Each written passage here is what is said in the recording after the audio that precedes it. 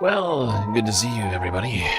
Hope you're doing well. Today, impromptu live stream, very breaking important news. So, put on those seatbelts. Otherwise, you might go floating off into that deep, dark void.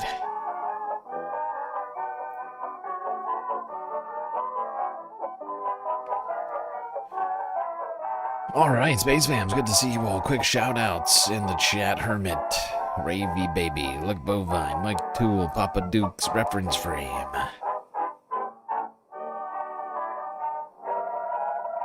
Omegastar, Narwhal by Nature, and Moa Noip over on Twitch. Well, it is Women's History Month, everybody. President Trump and First Lady Melania hosting a Women's History Month event at the White House right now as we speak. Perhaps they will be handing out an award, a Best Woman award, you would think. Be best. Be best. That's really what it's all about, right? You gotta be best. If you're not being best, we got a problem.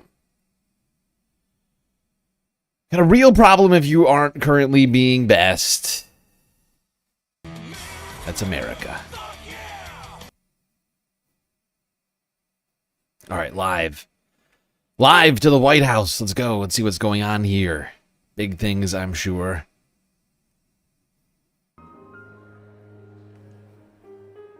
Omegastar at a 5-stream streak. Being bestest.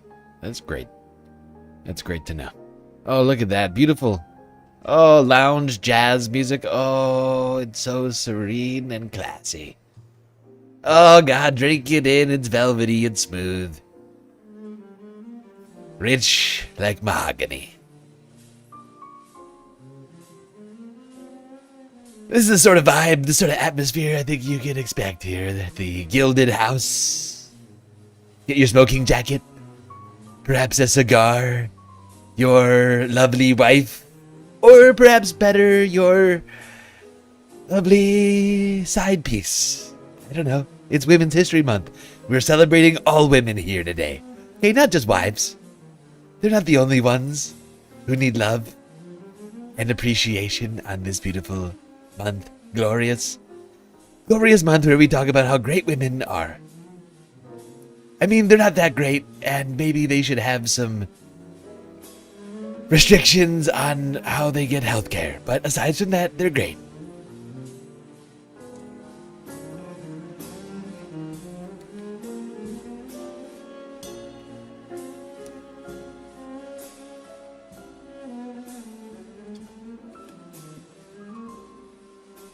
This is the kind of music you can eat an overpriced steak to and chortle. You can really get some good chortling into this kind of music.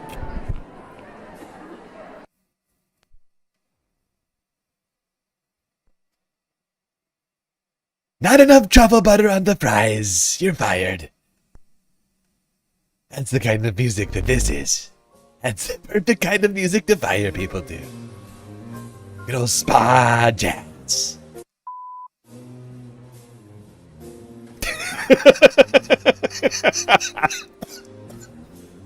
Okay, the random beep was amazing.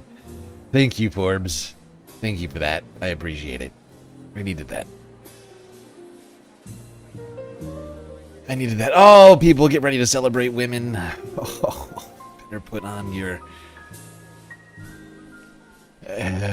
Spanx. I'm trying to think of what we put on to celebrate women. This is the very definition of totalitarianism. That's true.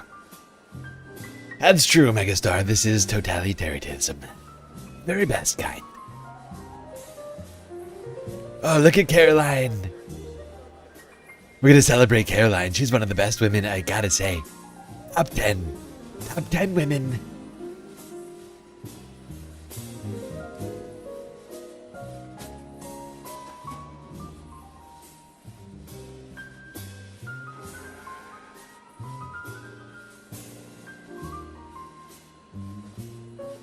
Wow, this is some classy music.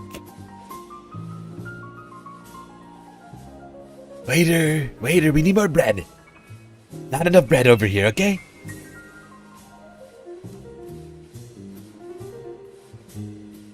Don't need your input, just more bread, thank you. Okay. Great, we're celebrating women.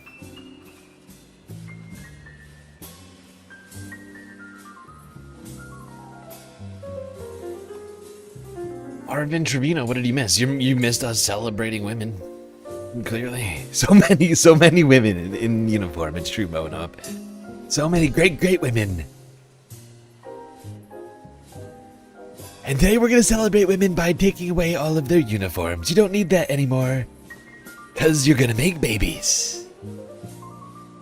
This is the way we're celebrating women. Is by saying, you know, we can celebrate you not doing that. No more DEI. Be like Caroline and have a baby. Be like Caroline and lie for a powerful man. Find a powerful man and help him. And then make a baby. That's America.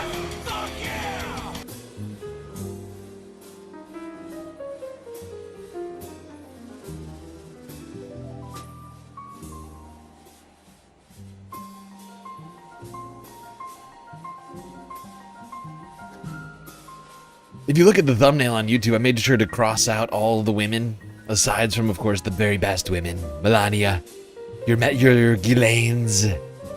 Those are the kind of women we need more of. High value women. That's a new concept we're bringing it back. HVWs. High value women. 21st century. Time for the women to prove. Time for the women to prove they too have value.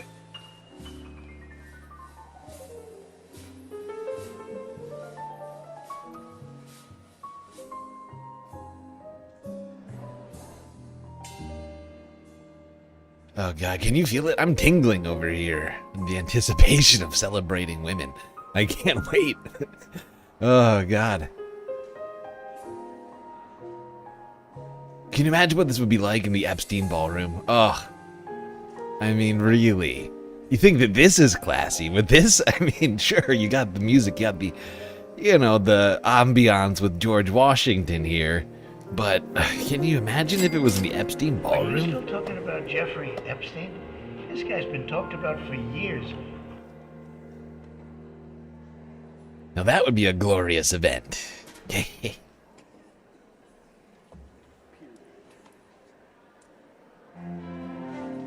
More music. This is not what we're paying you for. Not paying you for silence. Thank you.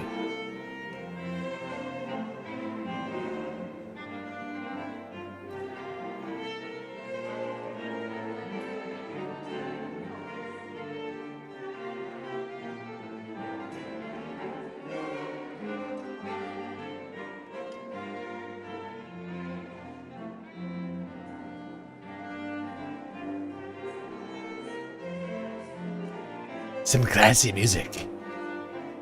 Feel like Anne of Green Gables is about to pop out of here somewhere. And Mr. Darcy or whatever his name is. Very classy, some real Downton Abbey stuff.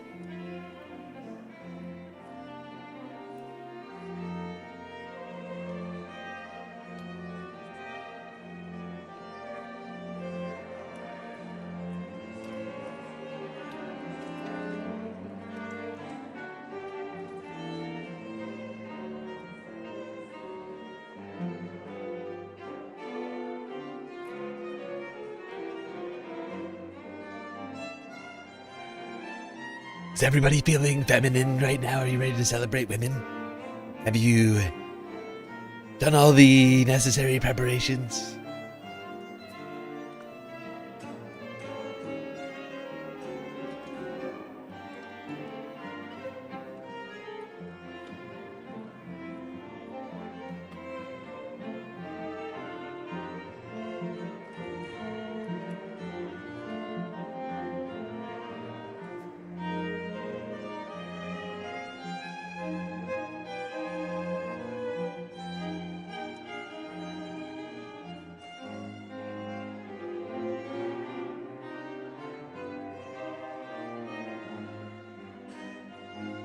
All right, we got a flagrant violation here. We got a man. We got a man in the room. It's not allowed. Illegal. Going by bathroom laws today. Right to jail. Right away.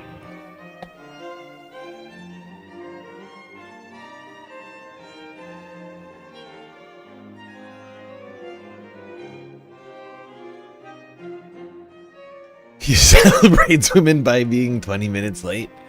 I mean, that's honestly, for Donald Trump, that's not bad. That's not bad time. He's usually like 45 minutes late for all these sorts of press briefings. So 20 minutes, I mean, that shows a lot of respect for women. A lot of respect. Omega Star just cheered 100 bits. Hannibal fucking Lecter better show up immediately, if not sooner. Where is Hannibal? I paid him big bucks to be here. Immediately. Should be here very soon. Very, very soon. On France 24 en direct, they pronounce Epic Fury as Epic Fury. Operation Epstein Fury.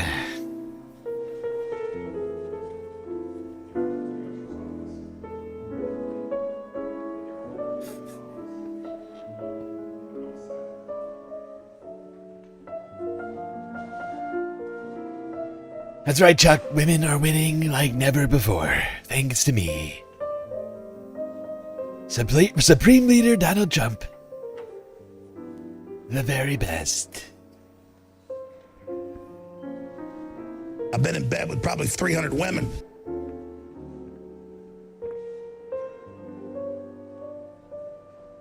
Saving America one woman at a time.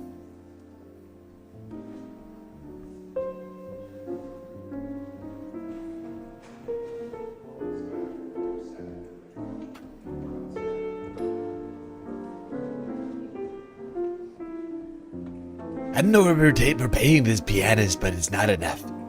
Really great stuff. Classy up the place right now. Just great. Just lovely.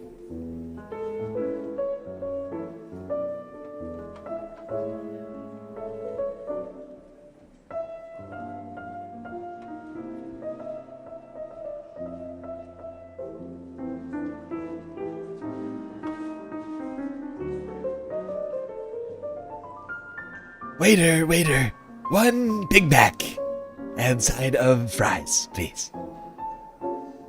What? You don't sell that here? I don't care. I don't care. Find it.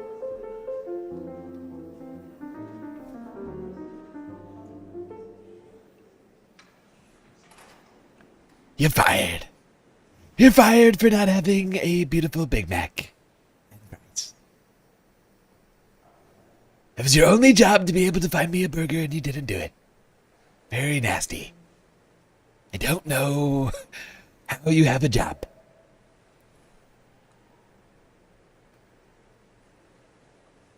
Everyone is at Francesca Fiorentini. Oh, that's right. Her and another woman are. Honestly, I feel terrible. United States, Donald J. Trump, and First Lady Melania Trump. I'm over here trying to celebrate women, but simultaneously taking away viewership from two incredible women. You should be ashamed of yourself for having that thought. Here I come. Please hold. Please hold. They got the music going. Be best. Everybody best.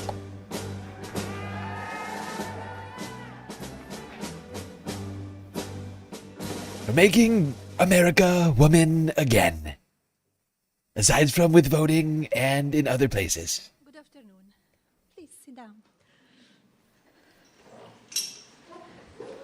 It is wonderful to see here in the White House so many incredible women this afternoon.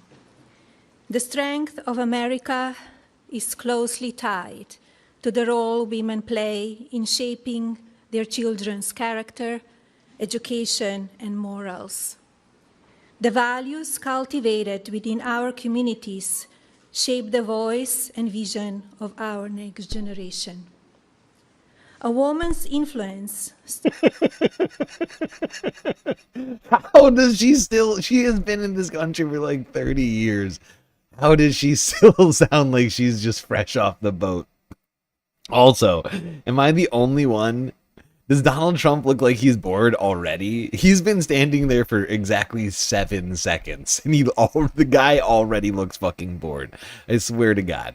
Am I the only one that sees it? He's like, she just started talking. He's like, oh God, look at him. Look at him. He's like, oh, this was a terrible idea. Never should have signed that post-nup. That was a bad plan. Now I have to stand here and look like I'm having a good time. This is terrible. Generation. A woman's influence strengthens our democracy, capital markets, and time-tested business institution. Across the country today, women are finding unique ways to balance career ambition and family. We all know these incredible women. They dominate America's workforce now more than ever before. Jesus Christ. As a visionary, I know success is not born overnight, but rather takes shape after a long and sometimes challenging process. Often alone at the top, I follow my passion, listen to my instinct, and always maintain a laser focus. In solitude, what is Melania Trump's passion? Can somebody identify what Melania's passion is? Is it hats? I'm genuinely asking. What is this woman's passion? What does she do? Aside from stand there, what the hell does Melania Trump do exactly? What is her vision? What is her vision and or passion? I'll take either. Filling my imagination with originality. Attention to detail, demanding schedules, and multitasking are everyday realities. Graphic design. Oh. Really? Melania Trump's passion is graphic design, you say? I had no idea. Wow, I don't think I've ever seen anything she's worked on. That's really weird. That's really weird. Yes. The principle resonates across all my roles as a mother, humanitarian, philanthropist, and entrepreneur. As well as with my new film, where I shaped its... I can't help but laugh. Oh, God, great humanitarian, how did she say it? Philanthropist? A great philanthropist. Mother, humanitarian, philanthropist, and entrepreneur. As well as with my new film. By the way, I know you might be confused. There's a difference between entrepreneur and intrapreneur. Entrepreneur, that's like when you're like a business person and you got like a business and you're selling things to people or whatever. An intrapreneur is somebody who's just sort of already wealthy and is just doing a lot of moving of money. It's complicated. Follow the rich white man. Where I shaped its creative direction, served as a producer, managed post-production, and activated the marketing campaign. Curiosity. Oh no, dude. Oh my God, she's gonna be put. That's on Melania's resume. She's already. I love this. I love this. Oh my God. I did a very successful job on the documentary made for me by the tech oligarch who was trying to gain favor with my husband. I did the marketing and I did the directing. I'm very successful in the film movie business. Be best. Everybody best. It's a core value that keeps me ahead of the curve. Curiosity begets knowledge, opening doors to ideas and industry that I have otherwise overlooked. This unrestricted mindset has led me to build across very different sectors: fashion, digital assets, publishing, accessories, skincare, commercial television, and of course, filmmaking. Yes, her unrestricted mindset, unrestricted by concerns of, I don't know, the peasantry. Like, I don't know, how am I gonna pay for all this? Oh, that's right, husband. Husband, I need $1 billion. No? You say ask Amazon? Okay. The lessons Jeffy Bezos, do you have money for me to when do launching movie? my earliest ventures, such as how to build a brand, create superior product design, and activate an advertising campaign. I think we'd all love to live that unrestricted life that Melania is living. You're completely unrestricted by concerns of homelessness or whatever else, you know. Like, that's the dream right there. You can really achieve greatness when you're unrestricted by, capital, the concerns of capital restrictions. It's like literally anything. The sky's the limit, really. It's all about you. And that's why she's such a great visionary, because there's no cap. There's no cap on what kind of budget she can acquire for her visions. That's the thing about it. You and I, we might have ideas, sure, but can we get them into the real world? No. No one will fund it for us. And that's why we suck. Write that down. As relevant today. Markets evolve, technologies change, but the fundamentals of thoughtful leadership and continuous learning are everlasting. Warthog, Trump is a war criminal, what do you say? I think you found the right chat, Warthog. That's what I say. To all of the young women, at least you found the right stream. Entrepreneurs, and future leaders, make time for yourself, educate yourself daily, and spread your passion. Be courageous and take risks. Advance your profession through inspiration. Be a bold chief executive while keeping your family, if you choose so, at the center of your nation's future. And now, it is my privilege to introduce our Commander-in-Chief, who throughout his career has demonstrated a strong commitment to promoting women in leadership roles. Please welcome the President, Donald J. Trump. Be best. Be best.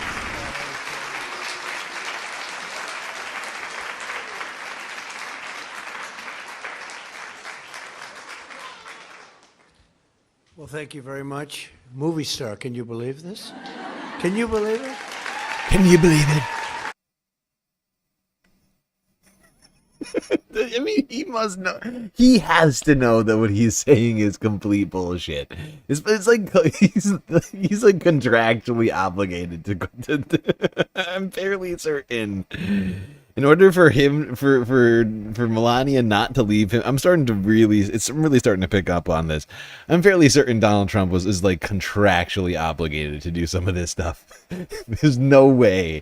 There's no way that he actually thinks Melania is a fucking movie star. She's the star of a documentary. Right? Like that's not a movie star. You're not an actress. You're playing yourself.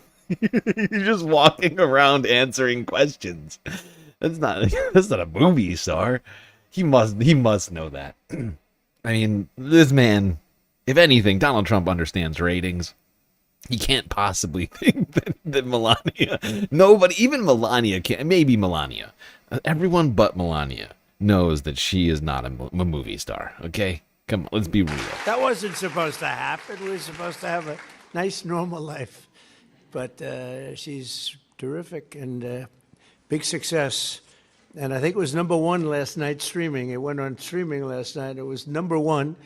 So I don't know. Maybe she's getting a little too big for the White House. We'll have to think about it. Anyway, thank you, honey. She really is something. What's that? What? Really congratulate. I can't do the Melania accent right now. Oh my God. I feel like Melania's like, what? I can leave? Finally. Yay. And I want to thank everyone for being here today. It's very exciting. It's always exciting to be with you. We love women. Women are the whole deal. We love women. And today is very special because we celebrate Women's History Month. That's what it's about every year. And before we begin, I want to send our love to the Michigan Jewish community and all of the people in Detroit area following the attack on the Jewish synagogue.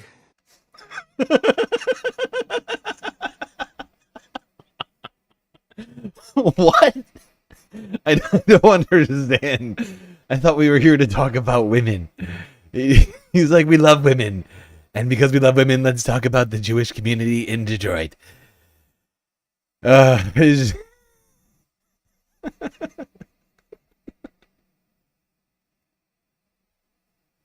I don't think Donald Trump's I don't think he knows how to run this. He's like, all right, how do we celebrate women? Let's think. Have you heard of the Jews from Detroit? Let's talk about them real quick. Early today, and I've been fully briefed, and it's a terrible thing, but it goes on. We're going to be right down to the bottom of it. It's absolutely incredible that things like this happen on another front. Incredible. Entirely different. It's absolute. What did he just say? I'm sorry, but I've barely had time to catch up on this story he's talking about. But my understanding is there was some sort of like a shooting / car ramming outside of a outside of a Detroit synagogue. And he's calling it incredible? Did he really just call it incredible? What you talking about? Did he really just say incredible? When my brain just broke. Really incredible thing happened. I don't think he knows what the word incredible means. Really incredible tragedy. What a great horror. The very best Things disaster. Like this happen. On another front, an entirely different front, the situation with Iran is moving along very rapidly. It's doing very well. Our military is unsurpassed. There's never been anything like it. Nobody's ever seen anything like it. And we're doing what has to be done. Should have been done during a 47-year period. Could have been done by a lot of different people. They chose not to do it. But they really are a nation of terror and hate. And they're paying a big price right now. We're honored to be joined by many extraordinary ladies, working moms, and amazing women who are making history themselves. You really are. I want to thank Second Lady Usha Vance, who's a fantastic person. Where is Usha? Good to see you. Donald Trump spent a lot of quality time with my really wife. have been such an inspiration to a lot of women. Usha, thank you very much. Appreciate it. And your husband's doing a good job. The youngest and perhaps the best White House press secretary in history. Caroline, where's Caroline? Doing a fantastic job, Caroline. She keeps me straight. She keeps you, no, sir, you can't do that. You can't do this. Why is his face and hair the same color now? You gotta assume that he just goes in there and he's like, you know what? Screw it. Just spray the whole thing. It's faster, okay? I can't be bothered. Just hit me from bottom to top. I can't do anything. Life would be so much more exciting, wouldn't it? Thank you, Caroline. Great. Attorney General Pam Bondi, my friend. Good. Good. Got some big things in store. She's doing a great job. Thank you, Pam. Labor Secretary. The very best women are the women who do things for me. Write that down. Lori. Sincerely, Donald Trump. DeReamer. Thank you, Lori. Thank you very much. Senator Cindy Hyde-Smith, who just had, what did you get, 85% of the vote? What's going on? You know? Now I can tell this story. I would, but Cindy Hyde called me up years ago when she first ran. It was a tough race. It was one of their top people in the White House. I won't mention the president because we don't want to mention anybody. Get yourself in a lot of trouble. But it was a top person, and it looked very tough for any Republican candidate. And Cindy Hyde was the one, and she was not, I don't know, not like the people that knew her loved her, but not a lot of people knew her. And she said, "Sir, could you do me a favor? Could you give me a rally?" I said, "A rally's a big deal." And I got there, and she said, "Would you stay and do another rally in another part of the state?" Nobody's ever, and we ended up with 3 of them. And she won in a landslide, right? And now she's at 85%. And now she wins. She doesn't need rallies. I say, "Do you want me to do a rally?" "I don't need any rallies, sir." She got 85%. Good. Narwhal underscore by underscore nature gifted a tier 1 subscription to a Rock 121. Narwhal, thank you for the gifted sub over on Twitch to eRock 121. Much appreciated. You know, I love how Donald Trump, what Donald Trump celebrating Women's History Month looks like is Donald Trump celebrating women celebrating him. like he's he's all he's done is talked about Detroit. And now he's talking about how how he helped out one woman one time, and how he's such a great guy for doing that. Like, it's insane. It's the same thing with Black History Month last year with Tiger Woods. Look at me. Celebrate me celebrating women. Everybody celebrate how much I'm celebrating women right now. That's because you've done a great job. Great job. Thank you very much. Representatives, Virginia Fox, my friend for a long time. Virginia, thank you. Kat Kamek. Kat, thank you very much. Thank you, Kat. Diana Harshbarger. Where's Diana? Diana, thank you. A friend of mine, a very talented person too, very smart, Victoria Sparks. We argue, but we always come to the same place. Doing a good job. And of course, Kellyanne Conway. Has anyone ever heard of her? She's fantastic. She's in there fighting. She's a Kellyanne. A friend of mine said, "You know that Kellyanne, I admire her, the way she goes in and she screams at those people she's got us," meaning the media. Because this is a man that doesn't do very well with the media. It's one of those things. But thank you, Kellyanne. And also, it's one I want of to those thank things. the New York Stock Exchange and the person who is so instrumental in its great success, Lynn Martin. Thank you very much, Lynn. Great job. Great job. Say hello to Jeff, right? Thank you very much. Going all the way back to our nation's founding in 1776, America has been strengthened beyond measure by the courage, by the spirit, love, devotion, and the incredible woman. I mean, all of these incredible women who have served our nation, uplifted our communities, pioneered new industries, and been the heart and soul of the American family. And they are the heart and soul.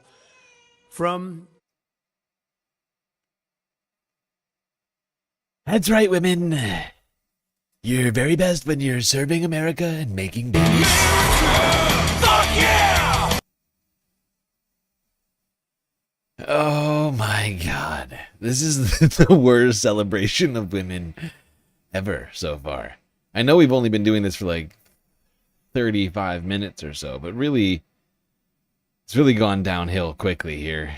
The music, that was lovely. That was a good start. And then it's ever since President Trump and the First Lady showed up, it's really, celebrations Martha gotten kind Washington of garbage. to Betsy Ross, from Clara Barton to Amelia Earhart, and Betsy Rosa Ross. Parks to Aretha Franklin. American women have propelled us to even greater heights, and now the Trump administration is working. I can't believe he just said the words Rosa Parks to me.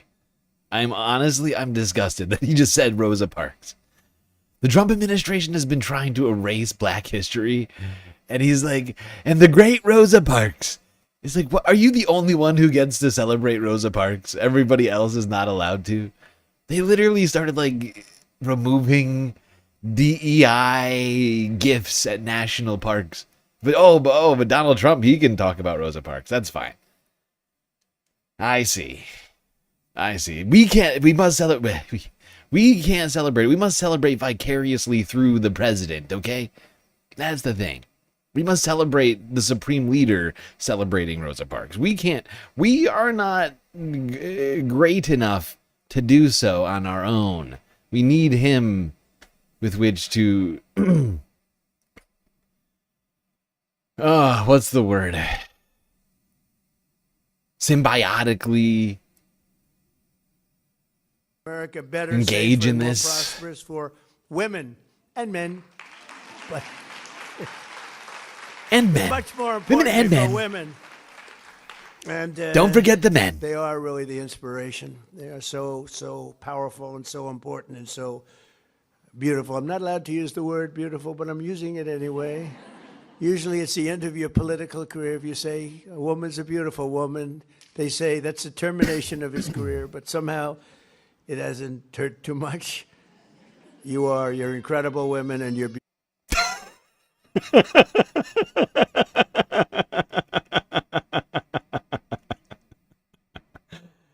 Sometimes saying a woman is beautiful hurts your career, but not for me. I can say whatever I want. Grab him by the pussy.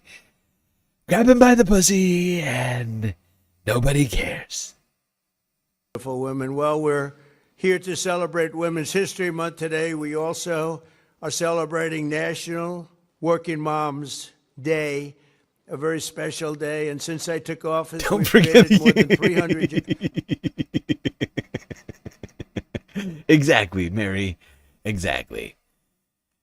It might be Women's History Month, but can we not forget the men, please? Okay? Can't forget the men. Women and men, of course. There's also men out there doing things. Can't forget them. Contributing to America.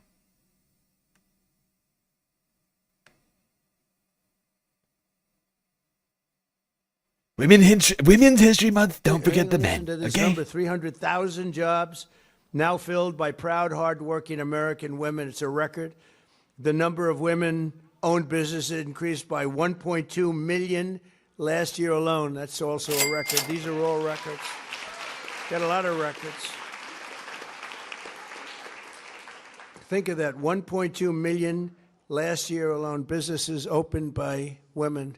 Very ambitious people. Very, very ambitious. Very, very amazing. To support working moms like many in this room, last year we passed the largest tax cuts in American history. So our opponents, as you know, want to raise taxes. We decided to lower taxes. All my life, I've watched politicians. I've only started this about 10 years ago. But I watched politicians, and I watched them so diligently. I loved it. I loved watching. They would say, we will cut your taxes. We're going to cut your taxes. We'll cut your taxes. Even if they didn't mean it, they said it. The Democrats say, we will raise your taxes. That's right, women. Celebrate me. Celebrate me again. Cutting your taxes. That's how much I love you, okay? Donald Trump. I'm the most pro-woman candidate. Cutting taxes. Oh, it's the number one thing oppressing women across America is high taxes, and I cut them. Celebrate. Everybody celebrate it. Look at me. Making things better for all women. But maybe that's why we won in a landslide. Maybe. But we did cut your taxes. And that includes no tax on tips, no tax on overtime, and no tax on Social Security for our great seniors. That's a big deal. And with us today is Heather Kell, joined by her 14-year-old beautiful son, Finley. Heather is a single mom and waitress in Hendersonville, North Carolina, a great place. And thanks to the One Big Beautiful Bill, she got a big, beautiful tax refund of $4,000 this year, which she didn't expect. And Heather, please come up and tell us how excited you are to receive that. Come on up, Heather. Thank you. Thank you, darling.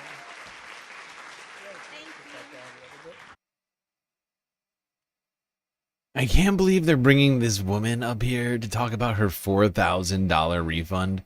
while Donald Trump is probably getting millions of dollars. Right? Like, at least off in taxes. Right? Like, the big, beautiful bill is saving people like Donald Trump millions and millions, if not potentially billions of dollars. I have no idea how much money he made last year, but it's insane. It's insane. This woman's coming up here to talk about $4,000. $4,000. Donald Trump sneezes $4,000. And like, come on up here as a prop. You single mother, a working single mom. Please take some time out of your day to tell us about $4,000, please. Thank you. Thank you for being a useful prop. Very helpful. Thank you for serving a powerful man. Thank you. I'm honored to be here today. You should be ashamed of yourself for having that thought. I've been a waitress for over 20 years, and a lot of the people I've seen come and go in the industry are single moms, and they work hard. They're the hardest working people I know. And then at the end of the year, they're always super stressed out because they don't know where they're going to come up with the extra couple $1,000s that they owe on the taxes. And this year, I had to do a double take. I had to do my taxes twice to make sure this was real. I couldn't believe it. Thank you. Thank you so much. He's not giving you the money. He's like, I love how he's like rubbing her shoulder. Like he gave her the money somehow. Because if he gave it, he didn't. He didn't. She is just losing access to services that she may or may not know that she's losing access to in the near future. Like, we just cut a bunch of services, and he's acting like he just gave her a $4,000 check. It's insane. It's fucking insane. This is ridiculous. Thank you. I appreciate you. I love that ending. Wouldn't that be? That's from the heart. I love that. That's Great from job. the heart. That's it. Thanks, Heather. I love how she was about to keep talking, and Donald Trump took the opportunity to interrupt a woman. Like, she looked like she was ready to keep talking, and he's like, "Great ending. Thank you. Get out of here. That's it. We don't need any more opinions from a lowly blue collar working mom. I just needed you as a prop. Great job, prop. Everybody clap for the prop." Thanks, Heather. Spend it wisely, right? Thank you. Also with us is Nora Pruitt, a proud mom of 7 and a sheet metal worker from Baltimore, Maryland. She's seeing how our manufacturing renaissance is bringing opportunity back to America. And if you would, please come up, Nora. Thank you. Thank you very much.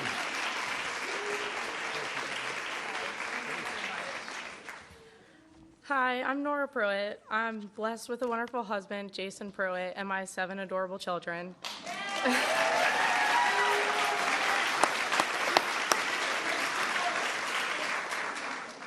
I'm a working mom. I used to be a housekeeper for 9 years. A year ago, I got a job, a career job, at Marlin Steel Wire Productions in Baltimore, Maryland.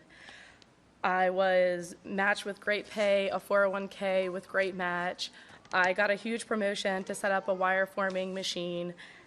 We only use USA steel, and we only make in the USA. With the big, beautiful bill, we were able to buy one of the most expensive tools our factory's ever bought. Within that, it totally changed our lives. We were able to buy a 5-bedroom home on an acre of land. I just want to tell you thank you so much. Thank you. Wow. That's pretty good, huh? So we have another person that I'm going to introduce. You know, they said, you mind bringing up 5 people? I said, not really, but it's a lot. Then I looked at him and I said, how about some more like that? We want more. But thank you. That's great. Oh my Good job. God. Oh Another my one? God. Oh my, what? 5? 5? You want us to have, you want to listen to 5 women, including my own wife? Are you kidding me? I'm the president of the United States. You want me to listen to 5 women? You're asking a lot. Okay? Just remember that for later. When you want to call me a sexist dirtbag, remember how very nice I am for letting 5 whole women speak. Okay? Write that down From our for later. policies is Lexi Chambers. and she's a second-generation farmer from Virginia who's got two wonderful daughters, June and Tilly. They're benefiting from our one big, beautiful bill. I always say great, big, beautiful bill because I like it better, Pam.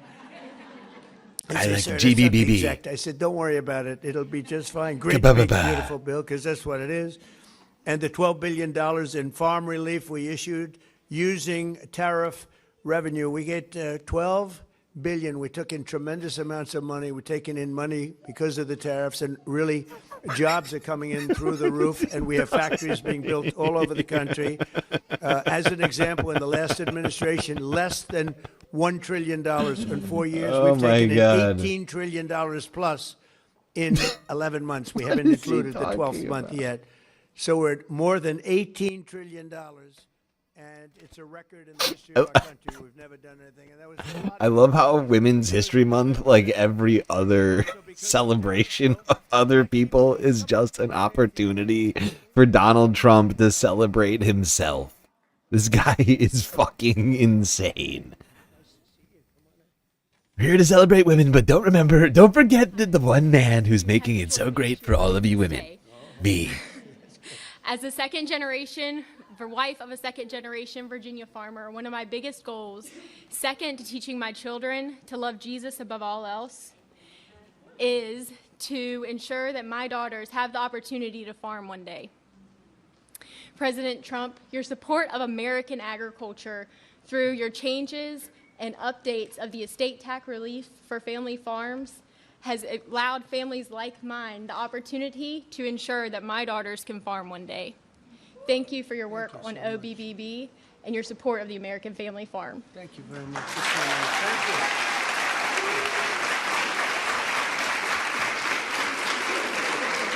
That's beautiful.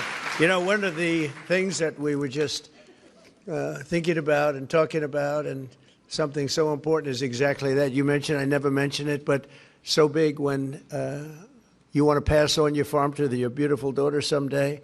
A lot of people, until we came along, I came along, we all came along together, you had a tremendous estate tax. They call it a death tax. You want the farm to go, well, they had tremendous estate tax. In some cases, they're sort of semi-land rich but cash poor, but that's the way it is sometimes. And farms were being lost all over the country. They were being taken away from the banks.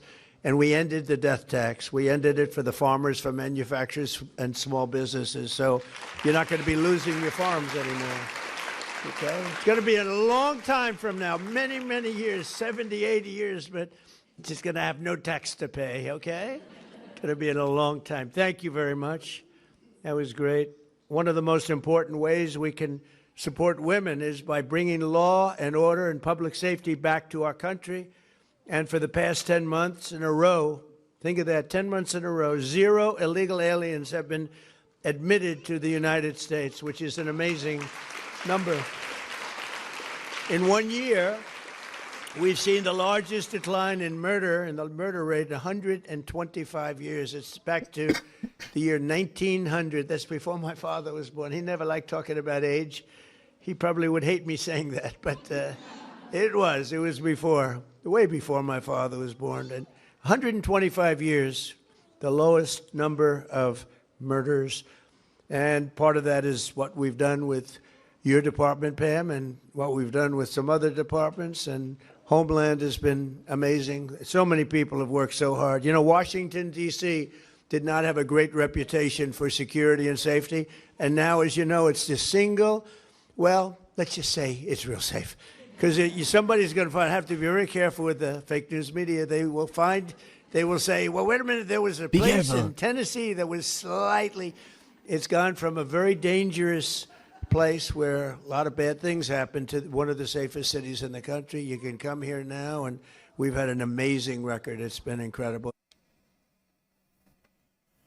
Enjoy that, women. You're safe now. Thanks to me, Daddy.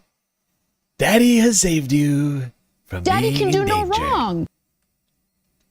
It's a real turnaround. Likewise, Memphis, Tennessee, a lot of problems. The mayor called, the governor called, and we went out and did a job. And in 3 months, crime is down 74%, and we'll get it down even beyond that, much beyond that. It was very quick.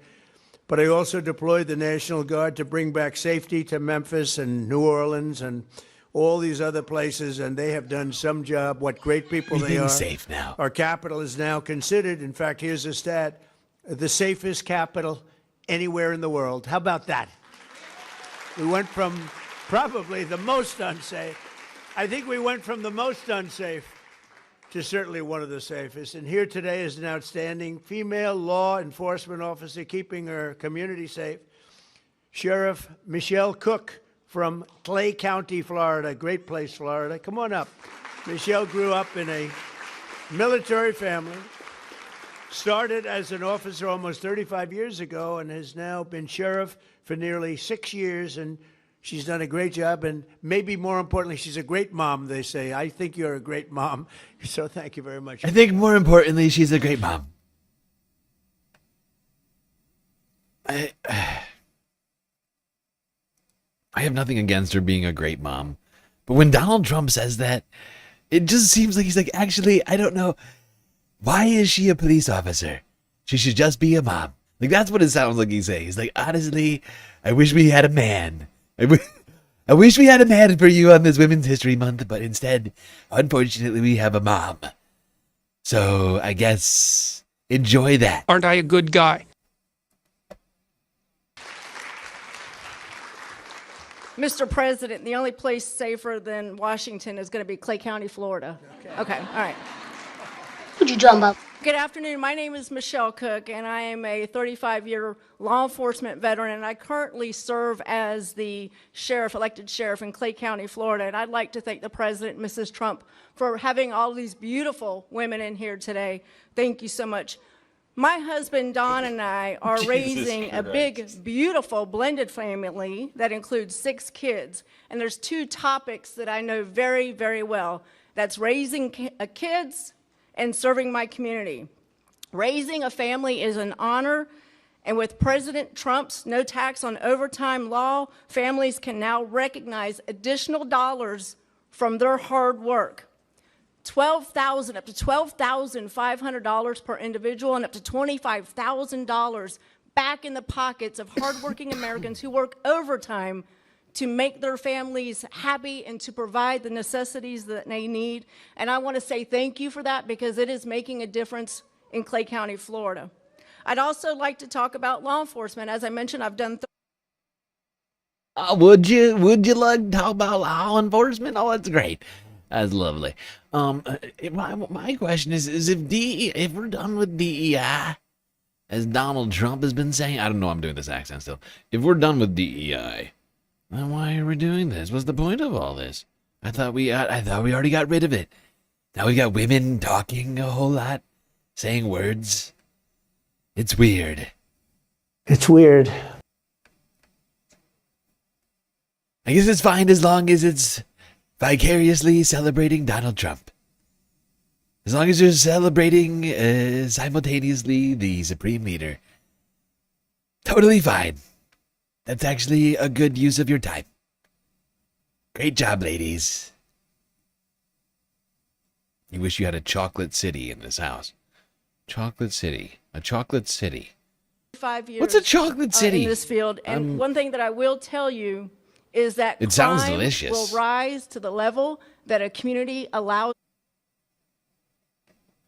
Yeah, I'm picturing a chocolate city right now. It sounds delectable. Where do you buy these chocolate cities exactly? Do you have to go to the zoning board or something? To rise. And when you have a president of the United States standing up from the Whitest House of the White House in the Washington, D.C., saying that we will have law and order in our nation, that sets the tone and that sets the expectation. And I can tell you, it is an honor to serve my community with you at the very top, sir. Thank you so much. Thank you.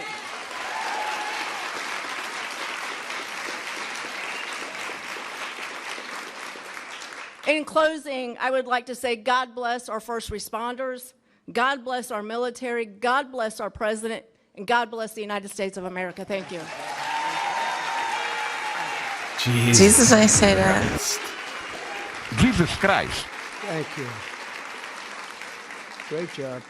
Why can't I shut up about No Jesus? games. I'm watching her. I'm saying, he looks like a tough one. Thank you. And I hear you do an incredible job. I got the word from Florida.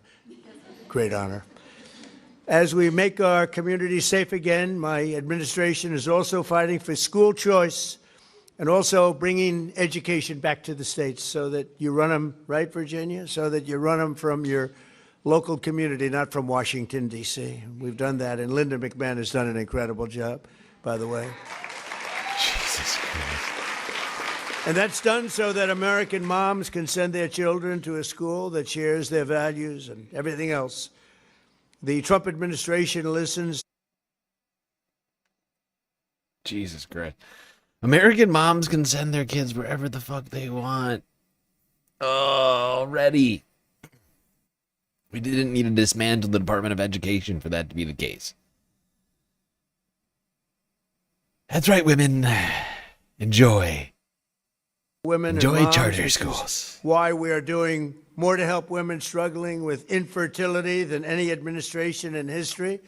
This all started when I Jesus got a call from Christ, Katie right to it. Britt, a great Right to senator from Alabama. I don't know if she's here, but I never said be here. But she did call me and she said, listen, we have a problem. And she explained the problem. I wasn't that familiar with it, I must tell you. But after about 2 minutes, I understood it very well. And we really took that issue, infertility. We took the whole situation with what was solved it. happening. So many bad things were happening. the fertility throughout the country, president. and we solved. There you go, women. There you go.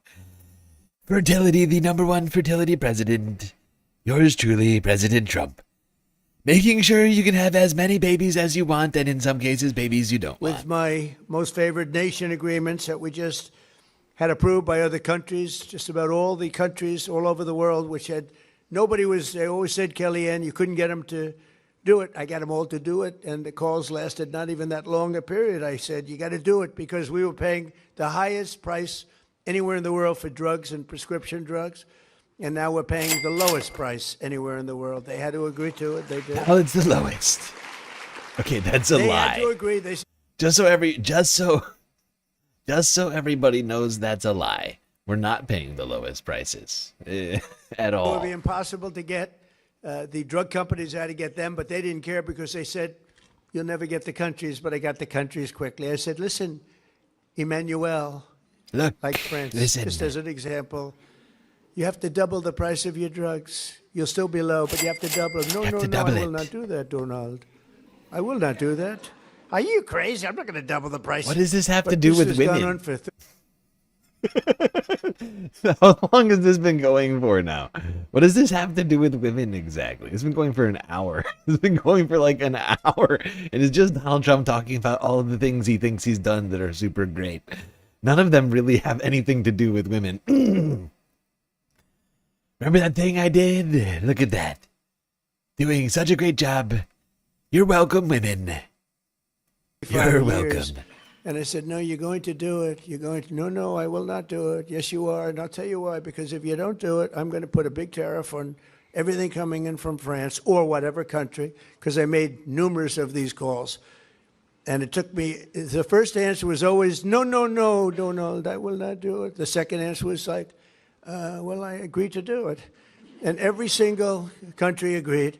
And because of that, we are cutting your drug prices by 60, 70, 80, and even 90%. Very next call. Can you believe that? That's the biggest. Not gonna First do it. call, not gonna do it. Second call, actually, yes, I will do it. Immediately, if not sooner. Oh, God. This is so We have a fucking demented, unintelligent person running the United States of America. Jesus, the sound shot, I forgot. The audio is so low. I gotta turn the volume for the soundboard way the fuck down. The audio is just hella low for this live stream. Sorry to everybody's ears. I made a huge, tiny mistake. Thing to happen in medicine in so long. And when you think about it, you know, it used to be, I had a time, we had a very successful first term, best economy ever. We did a lot of great things. We rebuilt our military. That's one of the reasons we're doing so well now with our military. I never thought I'd have to be using it so much. But when you look at what they did in Venezuela and now what they're doing in Iran, it's been amazing. But when you look at all of this, everybody was saying that this could never be done with the drugs. It could never be done. And in my first term, I was so proud of myself because I was able to cut the drugs 1/4%. Now, this doesn't sound so good, but I was proud. 28 years, drug costs went up, and it never stopped. Went up, up, up. And I had, in my third year, I cut drugs by 1/4%. And it was like a big deal because that never happened before. And I had a news conference. I announced that I cut drugs 1/4. It's the first time in 28 years. But now I cut drug prices by 80%, 75%. A low one, a bad one, would be 50%. Think of it, 1/4%, I was happy. But, you know, with experience, you learn. And these are the biggest drug price cuts this country's ever had by... I hate to sound like a broken record, but what in the fuck does this have to do with Women's History Month? I'm just I'm confused. Am I the only one that's confused right now by what is happening? We've been going for over an hour. He's just talking about, I have done such a great job. No more crime. No more crime. Drug costs nothing. 1,000% less. All of your drugs cost less. 25 times. I solved it. And I think it's going to make a very big difference. All you great Congress people back there that helped me. It's going to make a great difference. There's never been anything like it. It's called Most Favored Nation agreements. I got them with all the countries. And so now instead of paying the highest price in the whole world, we're paying the lowest price in the whole world. Oh, it's pretty good. And I'm very, very happy, very proud of that, actually. It should be the biggest story. I don't get any. Nobody wants to write about it. That's why I talk about it. They don't want to write about it. There was a little story like this in the New York Times. Should have been headlines. I picked up the New York Times. I said to my wife, oh, this is a big one. This is going to be front page. I couldn't find the story. I said, oh, they must have been a little bit late. You know, they are a lot late. So I figured it was the next day. I looked the next day. There was nothing. It's unbelievable. How would you like to cut drug prices, Kelly? And how would you like to cut drug prices by 80% and not have a story about it? Something a little cuckoo there, isn't there? But wait, 80%? That's wait. Did somebody explain to Donald Trump how percentages work?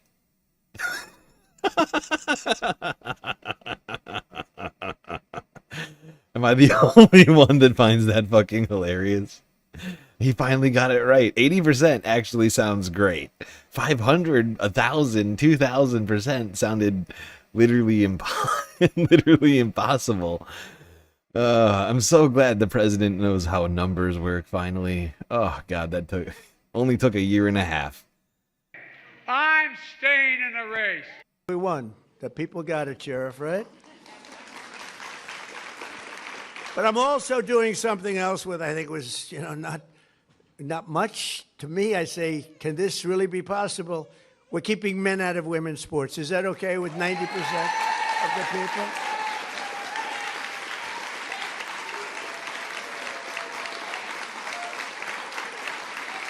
And we're putting that in the Save America Act. As Daddy can do no wrong. Daddies are more stronger than mommies. Citizenship. We want no transgender mutilization of your children. We don't want transgender mutilization. That's number 3. No more transgender we want mutilization. No men in women's sports. I know that what he's saying is in fact just disturbing, but I love how he just came up with a new word just now. No more transgender mutilization. No more. Thank God that, honestly, I mean, don't have to worry about that because it's not a thing. Oh, God, he is such an idiot. No more mutilization. number 4. And we don't want to have mail-in voting. Where the votes go, where the hell do they come from? So we do that. It's 5 things. They're all 99%. They say, oh, that's an 80% issue, like voter ID. No, I think it's a 99. I think the Democrats have it at 87%. You have a mental health problem. Doesn't want it. Why don't you want voter ID? There's only one reason. Ready? Because you want to cheat. What is he talking about? They blame it on all sorts of things. They came up, they said it's racist. Okay, so he's going to celebrate the SAVE Act. So he's spent this entire time congratulating himself for all the things he's very questionably probably not done. And just to sort of he spent over an hour just being self-congratulatory. He let 4 women speak, including his wife. And now he's here to tell us no more transgender people, and we're going to make it harder for you women to vote. Enjoy that Women's History Month.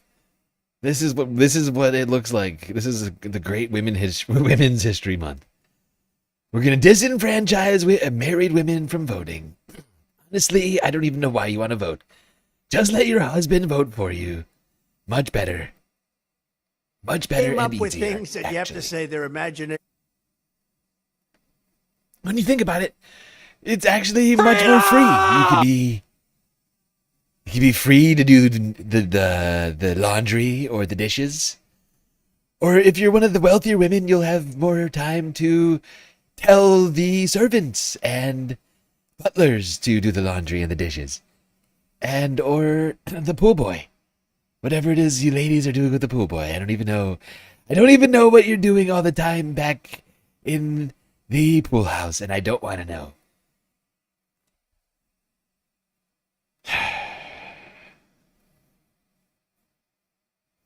I lost track of where I was going with that, but the fact is we have a fucking deranged lunatic talking about literally anything but empowering women today. I'm empowering women to go back and make me a sandwich. If not sooner. Is great. No, we're not going to let them cheat like they did in a certain election that we won't talk about. But that election was, and they cheat now. Look, we're not going to let it happen. So we're going to go get the Save America Act, not the SAVE Act. Nobody knew what the SAVE Act meant. The SAVE Act, what save what? Save America Act, and we're going to do everything we can. It's hard to believe. It's hard to believe we're having a hard time.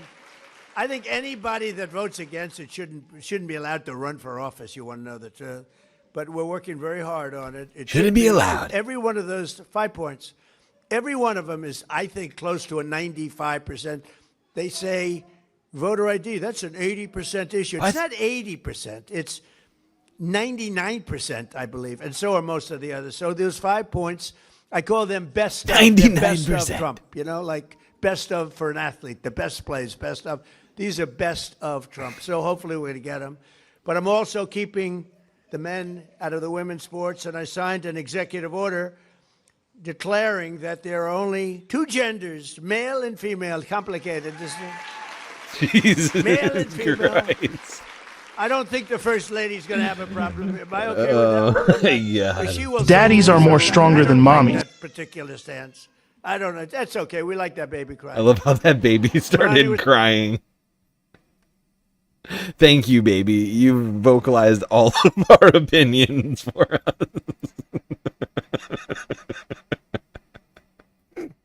That was perfect timing for that baby to start crying. Oh, God.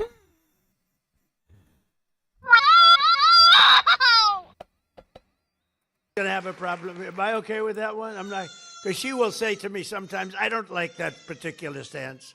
I don't know. That's okay. We like that baby crying. Melania would say, I don't like that particular stance, but I think we're okay on that one. 2 genders, okay? Male and female. I think so. We'll be okay. And we have put the world on notice that America will not allow men to compete against women in the 2028 Olympics, where we have the Olympics. And Dangerous morons. We have the World Cup coming up, and we have 20, the biggest is 250, and I did all three of them. I did the Olympics, I got the Olympics. Then I got the World Cup. What is he then I got talking 250, about? but I've never been given credit for that. They won't give me credit for 250 years, but I'm here for 250. They won't give me credit. They won't give me credit for that, but I haven't been able. 250 years.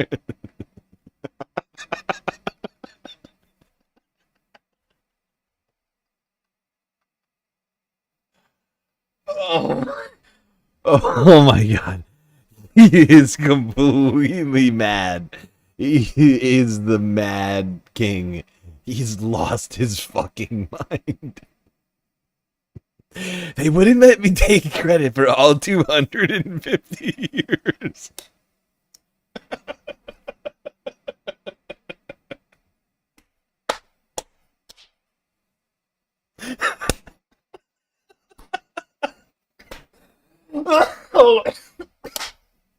Oh my god, I need a drink. Oh no, they wouldn't let me take credit for all 250 years. I tried to convince him. I said, I don't know. I think I can make the argument. And they said no. And I said, whatever. I don't have time. Now, just really quickly, I have to look this up. Now I have to be honest. Now I have to actually know this for sure. I should already probably know this, but hold on. Let me just look at something here. Donald Trump was born in 1946 in New York, Jamaica, Queens. His father, Fred Trump, he was born in New York City in 1905. His father, Friedrich Trump, was born in the Kingdom of Bavaria in 1869. Interesting. It's just crazy enough to work. Yeah. So Donald Trump's family, Friedrich Trump, he got United States citizenship in 1892, like 10 years before Trump's father was born. And he's trying to take credit for all 250 years of America. It's kind of amazing when you think about it. Like, you have to really be a completely deranged, deluded narcissist.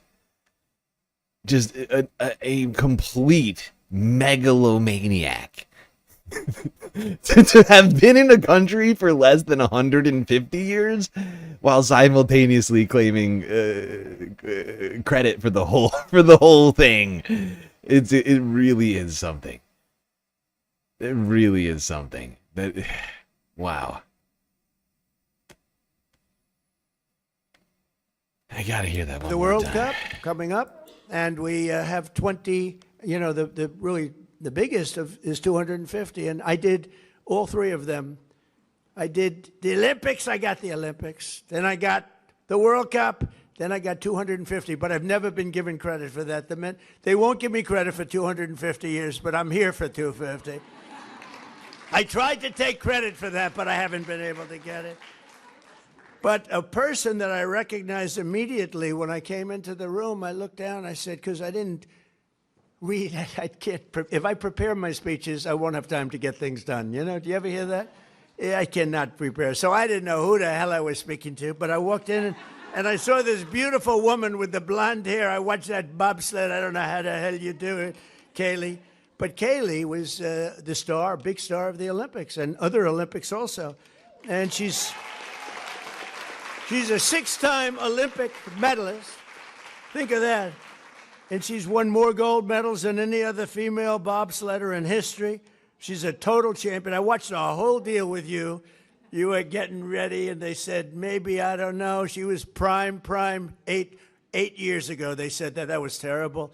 And then you ended up winning again, You're going to be prime for a long time, I'll tell you that. What a tremendous athlete, and it's an honor. But I literally walked in, and I said, because I don't know most of you, unfortunately, but I knew her because I watched that whole thing.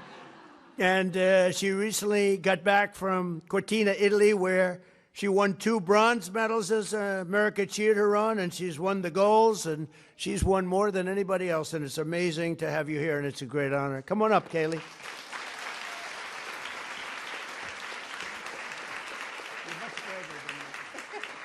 Please.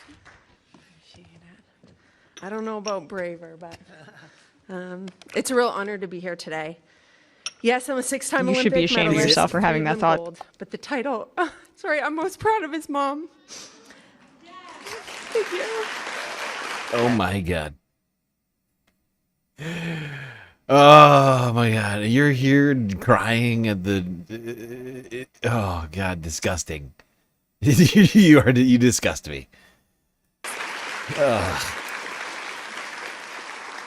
My journey to motherhood was a 2.5-year process through IVF.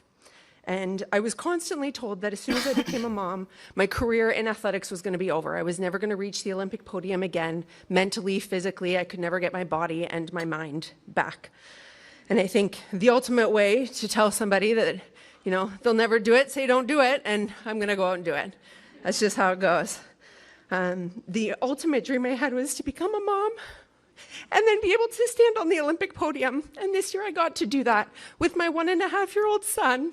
Thank you.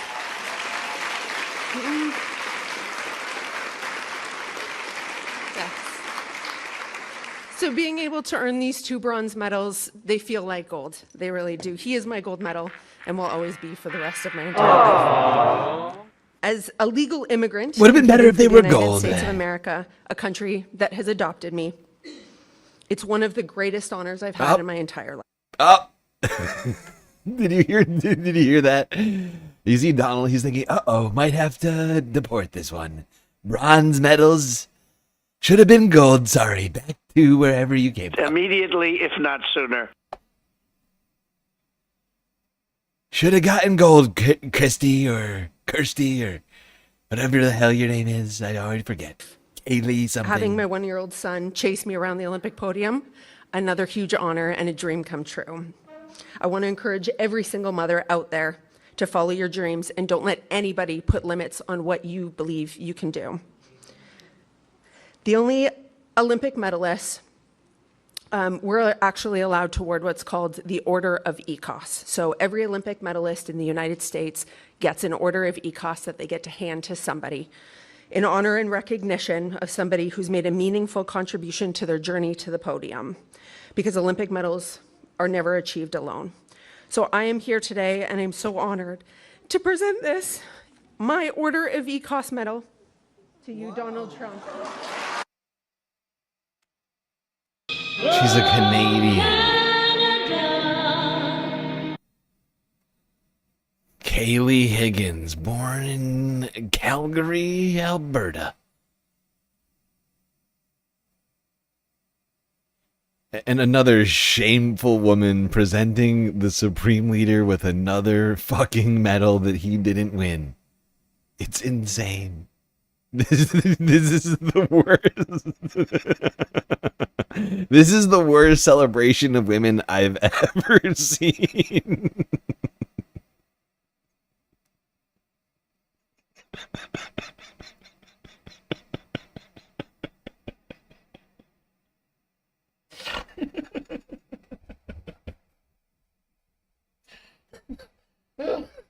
Oh, God.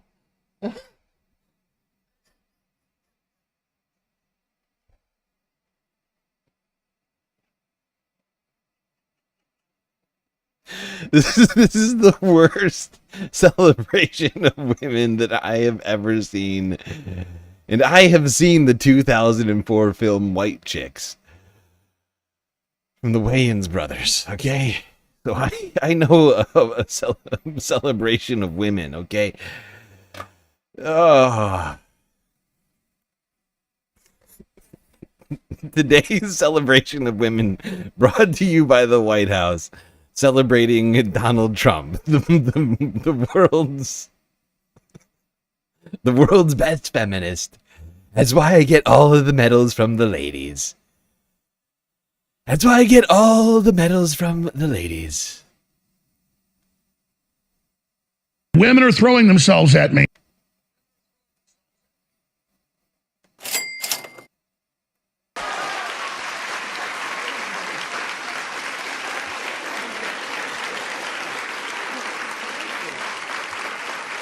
Thank you. So we only get one, but I want to recognize the support and the impact you've had on women's sports throughout the Olympic movement, specifically standing up to keep biological women in women's sports, to keep the field of play safe and allow for fair competition. Furthermore, because your policies are creating greater access to IVF, so families like mine can continue to grow as I look to become and expand my family again, I believe this actually makes you the first president in history to ever be awarded an Order of Euclid as well. So thank you. Oh, here.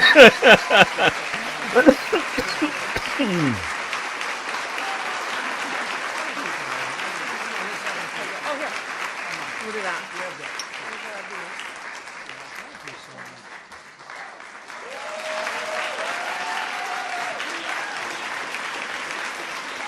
Isn't he just the best? He's the best.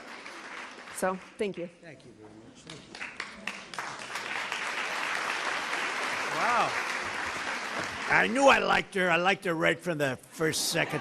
Now I know why. Jesus Christ. That's really nice. Beautiful. Thank you both very much. Appreciate it. So I'm going to now do a little Best signing. one yet. And the signing is going to be very impactful, very important. And it's something that Melania feels very strongly about, and so do I. And perhaps the people that I called before, come on up, and if you want, bring your families up. Bring your families, and we'll sign all together. Is that okay? Come on.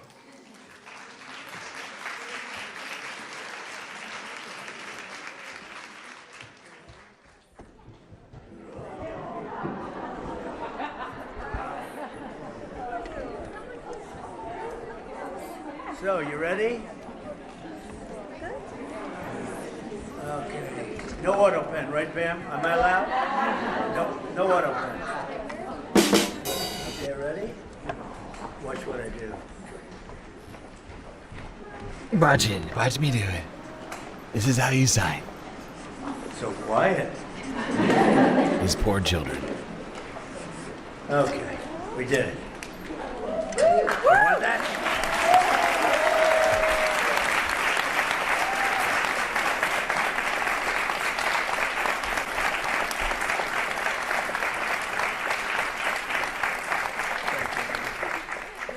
Hand these out. Here you go, you champion. Want so Everybody much gold, here, doesn't know what here, to do with champion, it. have a pen. It's gotten very valuable lately, gold.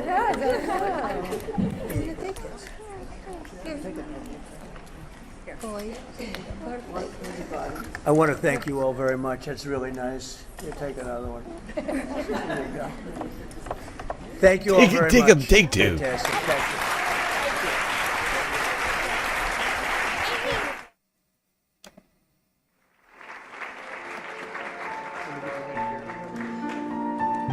Oh, that's enough celebrating women.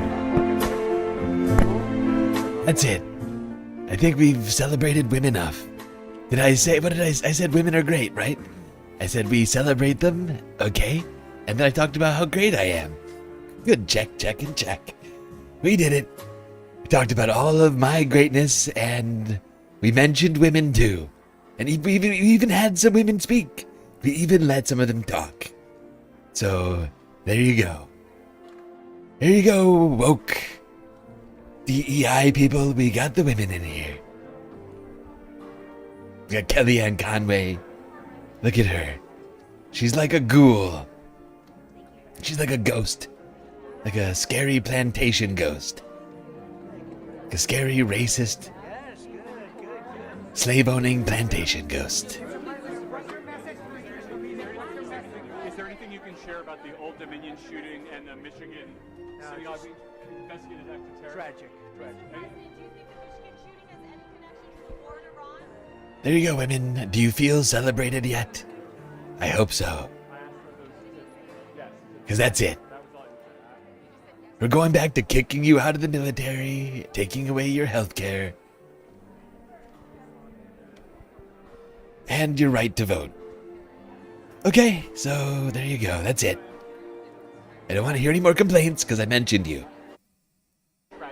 I mentioned you and I told you how great of a job I'm doing for you, so I don't know what else you want. Alright, you even heard from some ladies.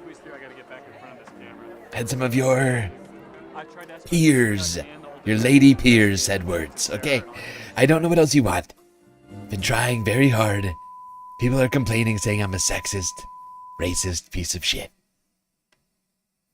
It's highly rude. I don't appreciate it. So there's proof. I love women.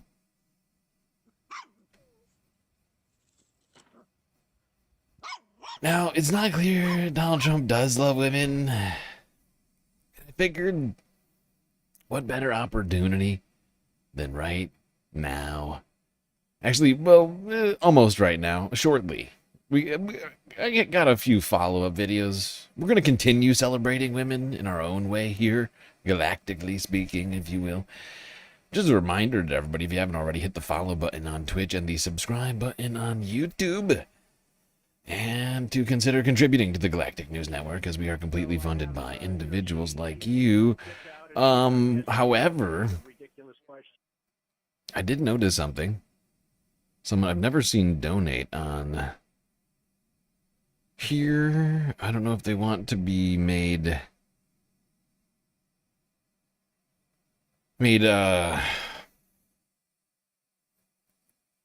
what's the word? I don't know if they want this to be made public, so I'll keep it between us. It's incredibly generous.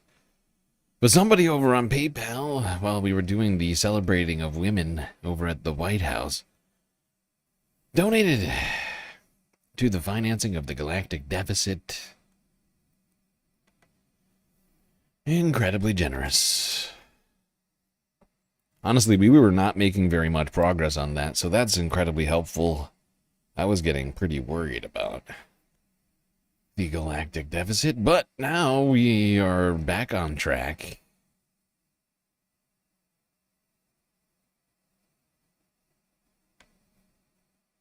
All right. So, I know we did 2 streams yesterday. We've done a bunch of streams. We've been streaming a lot this week. Just a lot to talk about. But since we're celebrating women right now, figured we'd continue with our discussions, since I had a strong suspicion that we wouldn't necessarily get an adequate celebration of women here. So I figured we'd do a few other things.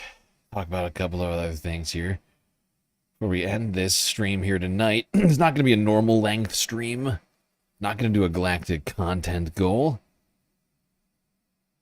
Probably going to end before the surfs start back up, hopefully. I'm trying to time it out so I can like raid in to one of the leftist mafia peeps, because I'm fairly certain that they have a stream tonight in a few hours. And of course they raided us. They've raided, a number of them have raided us in the past. I'd like to return the favor. It's never vice versa for me. We've gotten a lot of raids, but since we stream until the early morning, there's very few people I've raided into. Why are you booing, Soul Life? Like you're not gonna watch the leftist mafia. You literally raid for the left. You literally mod for the leftist mafia. What are you talking about? I don't understand what your complaint is. I might even check this out while you're booing and being a dick. We're gonna end the stream somewhere around, I don't know, 7, 8 o'clock, somewhere around there, maybe later. It depends on who goes live first. But I might do a second stream tonight. So write that down. Lance usually comes on around 5 p.m. Central on Saturdays. Yeah. I guess, yeah. So, right. It depends on who goes live and what happens on all this and how much content I actually have for this. But I'm going to eventually raid out. But we may do an Iran update stream later tonight. I'm still working on... What I think I'm going to do is, since we haven't covered anything but Iran all week, is for the week ending report, we're going to talk about everything but Iran, or at least I'm going to try to talk about way more things tomorrow. But I will possibly do a second stream tonight. So that would be 2 days in a row, 2 streams per day. It's like 4 streams, 2 days. I don't know how you could possibly be booing me. I don't see how you could possibly be anything but entertained. All right. Well, we just got done with the White House celebration of women. However, the president doesn't necessarily have a long history of celebrating women himself, unfortunately. We don't have to go back that far in his life for examples of his sort of lack of celebratory nature for women. So I have, she gets out and she starts asking me all sorts of ridiculous questions. And, you could see there was blood coming out of her eyes, blood coming out of her wherever. But she was, in my opinion, she was off base. And by the way, not in my opinion, in the opinion of hundreds of thousands of people on Twitter, because it has been a brutal day. In one way, a great day for Fox, and another day in the Twitter sphere, it's been very bad because she's been very badly criticized. Let's take a look at Very bad. Some ways good, other ways very bad. I'm doing your show. That's interesting. There's an instance of Donald Trump celebrating women like Megyn Kelly, who had blood coming out of their ears and their eyes and wherever else blood comes from on ladies. Who knows?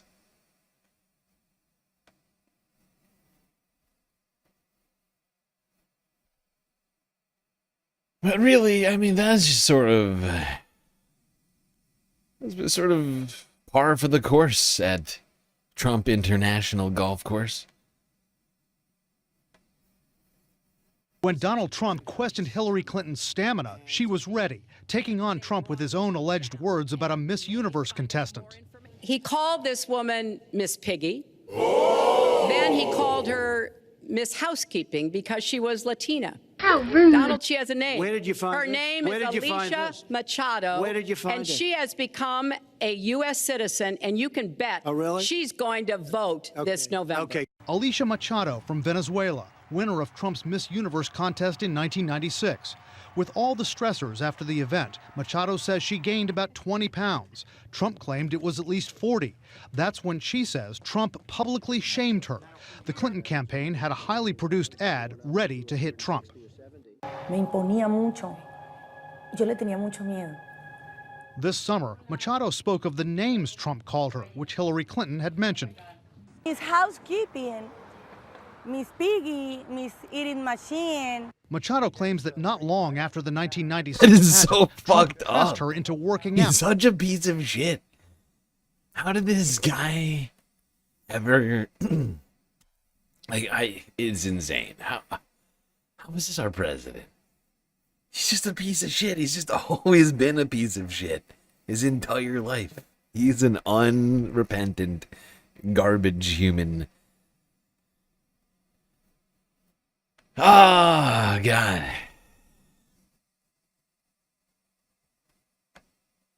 How? All right, let's keep going through some of Donald Trump's, the best of Donald Trump.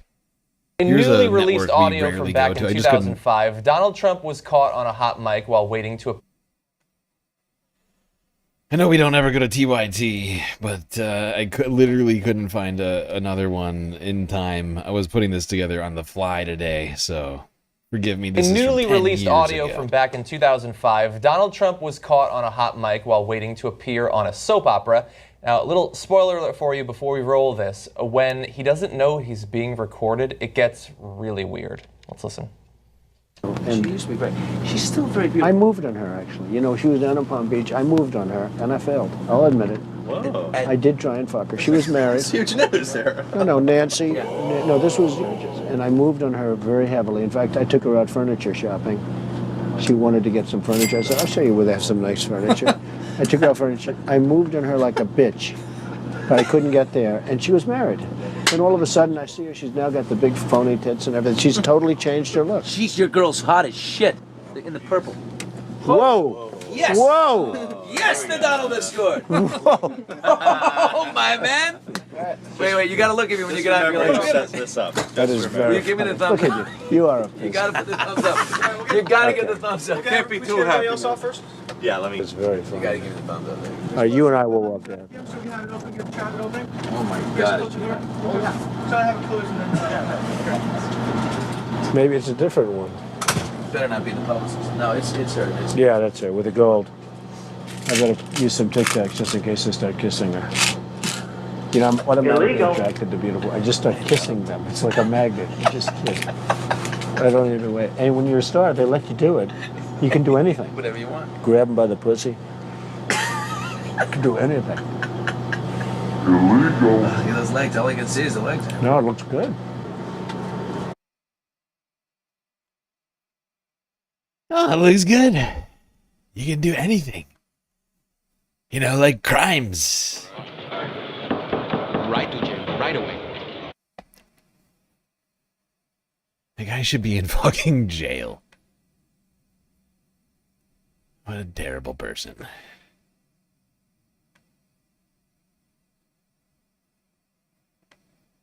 No, it's not just former beauty contestant pageants. I mean, former, what do you call them? Former beauty pageant contestants who have complained against Donald Trump. God damn it, I couldn't think of what they're called. That have complained about Donald Trump. And also contestants on Donald Trump's hit show, The Apprentice, have had some accusations about Donald Trump's behavior in the past. All right, we're going to break into that interview to bring you to this news conference where a new woman is speaking out against Donald Trump, accusing him of past sexual misconduct. She's speaking alongside her attorney, Gloria Allred. Let's listen in. Zervos, and I'm going to read a statement, and then Ms. Zervos is also going to read a statement. She will not be taking any questions. I will be taking any questions. Today, another woman has courageously come forward to accuse Donald Trump of engaging in an inappropriate sexual conduct with her. Summer Zervos was a candidate on The Apprentice on season 5. When she first met Donald Trump, she had great admiration for him. Unfortunately, because of what she alleges that Mr. Trump did to her behind closed doors, she is now deeply disappointed in him and feels hurt, betrayed, and embarrassed by the way that he treated her.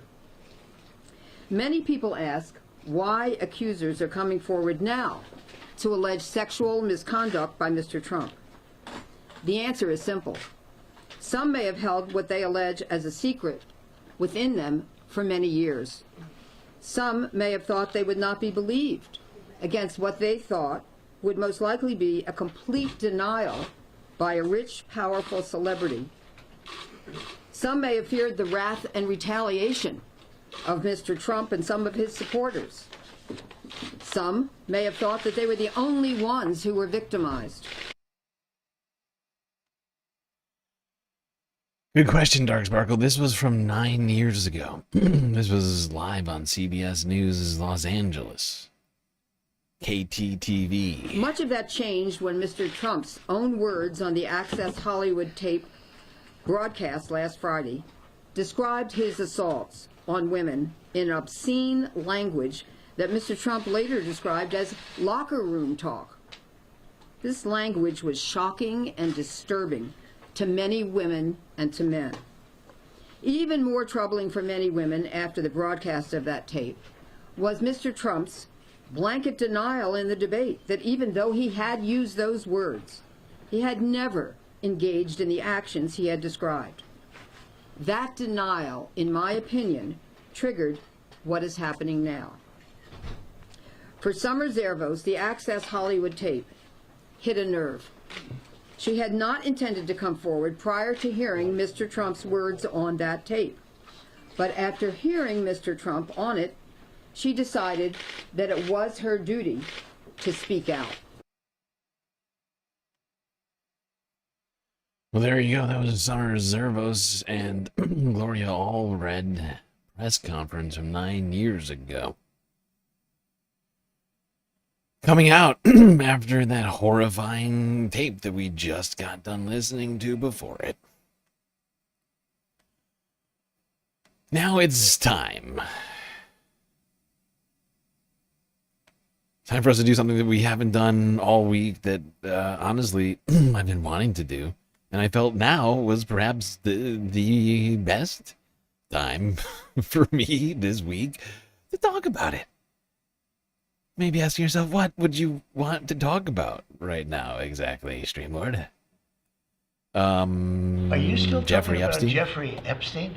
This guy's been First, talking about Mr. President, I years. know you want to move past all this intrigue over the Epstein files, but I do want to ask you to clarify something you said this morning. You said this was all a hoax. Has your Attorney General told you this was a hoax? What evidence? No, it's not the Attorney General. No, I know it's a hoax. It's started by Democrats. Are you still talking about Jeffrey Epstein? I call it the Epstein hoax. Are people still talking about this guy, this great, the Epstein hoax? Jeffrey Epstein? Epstein? I call it the Epstein hoax. That is unbelievable. I call it the Epstein hoax. This guy's been talked about for years. I can't believe you're asking a question of Epstein. This guy, this great, it's all a big hoax. It's perpetrated by the Democrats, and some stupid Republicans and foolish Republicans fall into the net. I call it the Epstein hoax. They're wasting their time with a guy who obviously has some very serious problems, who died 3-4 years ago. And I like to say it like it is. Jeffrey Epstein, Jeffrey Epstein, Jeffrey Epstein. Jeffrey Epstein, Jeffrey Epstein, Jeffrey Epstein. Are you still talking about Jeffrey Epstein? I call it the Epstein hoax. Are people still talking about this guy, this great, the Epstein hoax? Jeffrey Epstein, Epstein. I call it the Epstein hoax. That is unbelievable. That is unbelievable. The Epstein hoax. That's what I call it.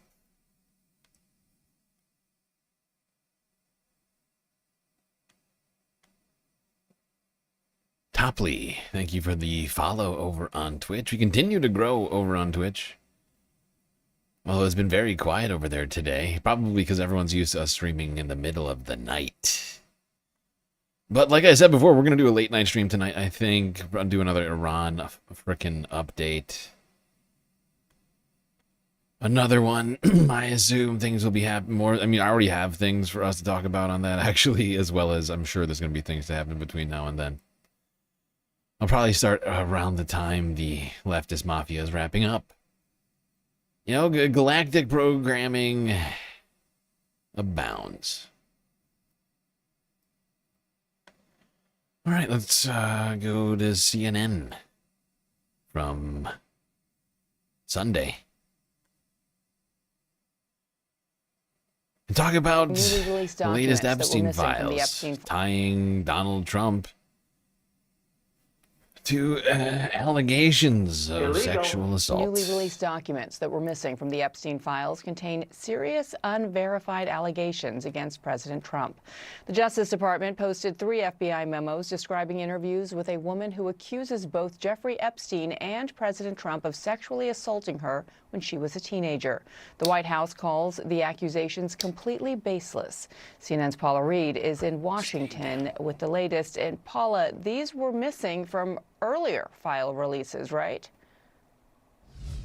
That's right. And this individual was interviewed by the FBI 4 times. And initially, only 1 memo was released in that initial batch of documents released by the Justice Department. And that was an interview where she made allegations against Jeffrey Epstein, but not against President Trump.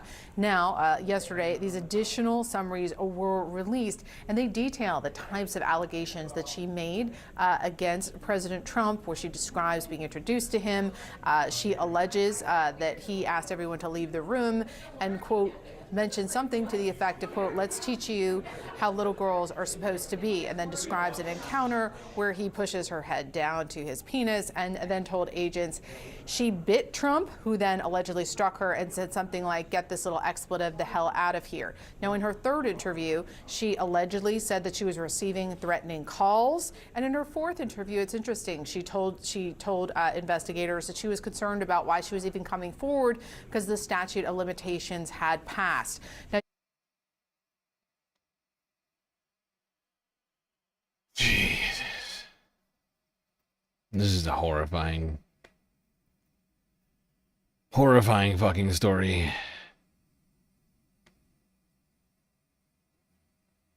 True or not, it's just difficult. It's just difficult to listen to. If it is true, we have a man in office who abuses children. Are you still talking about Jeffrey Epstein? This guy's been talked about for years. My next guest is a survivor of Epstein. Annie Farmer joins us now. Annie, let me start off by saying I know asking you about the worst experience of your life is not fun for you, not really for me either. How are you? Oh, I appreciate that, Jake. I'm doing all right. I'm glad to be with you. What questions might you have for Attorney General Pam Bondi? Is the most fucked up possible way to say that, Jake. There's something wrong with this guy. You have a mental health problem. You have a mental health problem. Oh, I have a lot. Like, I'm not, Jake really, I mean, I can't, it's hard to get past it. Did Jake actually say, I'm not having that much fun talking about it? Implying that he's having some amount of fun. Like, he's such a dick. He's such a dick. Like this should be a serious interview about a woman who, like, but he's like, we're just having fun here. I mean, you're not having fun. He's like, what? What are you talking about, Jake? How does this guy still have a job? Go write a book, Jake. Go write a book about the president's health or something like that. Or about how really journalism happy to has died. That Pam Bondi has, there was people on both sides of the aisle came together to say that she needs to testify between the House Oversight Committee, because I think, when she was in front of the Judiciary Committee, she refused to even acknowledge survivors. The questions that were asked, there was a lot of, deflection and avoidance. And so really, we still don't understand how this release of information was so terribly botched when again and again we see powerful people being protected and information about survivors, not being properly redacted. So I think we have a lot of questions for her. I'll remind our viewers that when Attorney General Bondi was asked about a matter relating to the Epstein files, she started talking about how the Dow had reached 50,000, and that's what members of Congress should have been focused on. Over the last few weeks, we have seen across the pond in foreign countries, investigations start, foreign leaders get in trouble, even a former member of the Royals. There has been some accountability for actions related to the case. What does it tell you that the U.S. government is not, at least as far as we know, doing so in terms of investigations and accountability? I think a lot of people are looking at this and wondering why. What is it that's different that's happening here? I mean, we know this was a global conspiracy. So, there were people all over the world involved in this operation. And so I'm glad to see that people are doing things overseas. It makes me hopeful that real investigations could happen. But I do feel frustrated that that's not happening here. I think. Yeah, and honestly, I don't think Annie's the only one who's frustrated by the fact that we're doing nothing here in the United States about all of this, while at least some amount of accountability is seen overseas.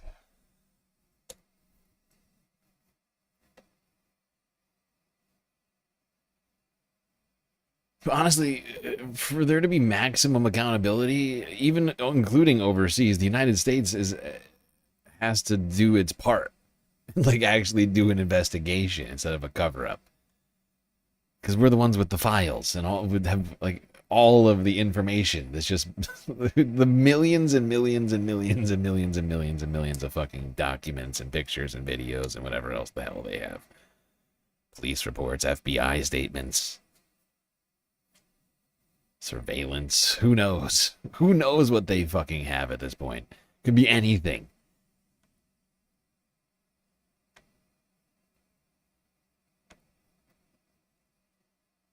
At this point, I'm fairly certain Epstein has had like footage of the first human contact with aliens or something. Like, it's not good. Okay, I'm kidding. I'm kidding. You are not funny. All right, let's keep talking about Jeffrey Epstein. I've had it. I have had it with this week.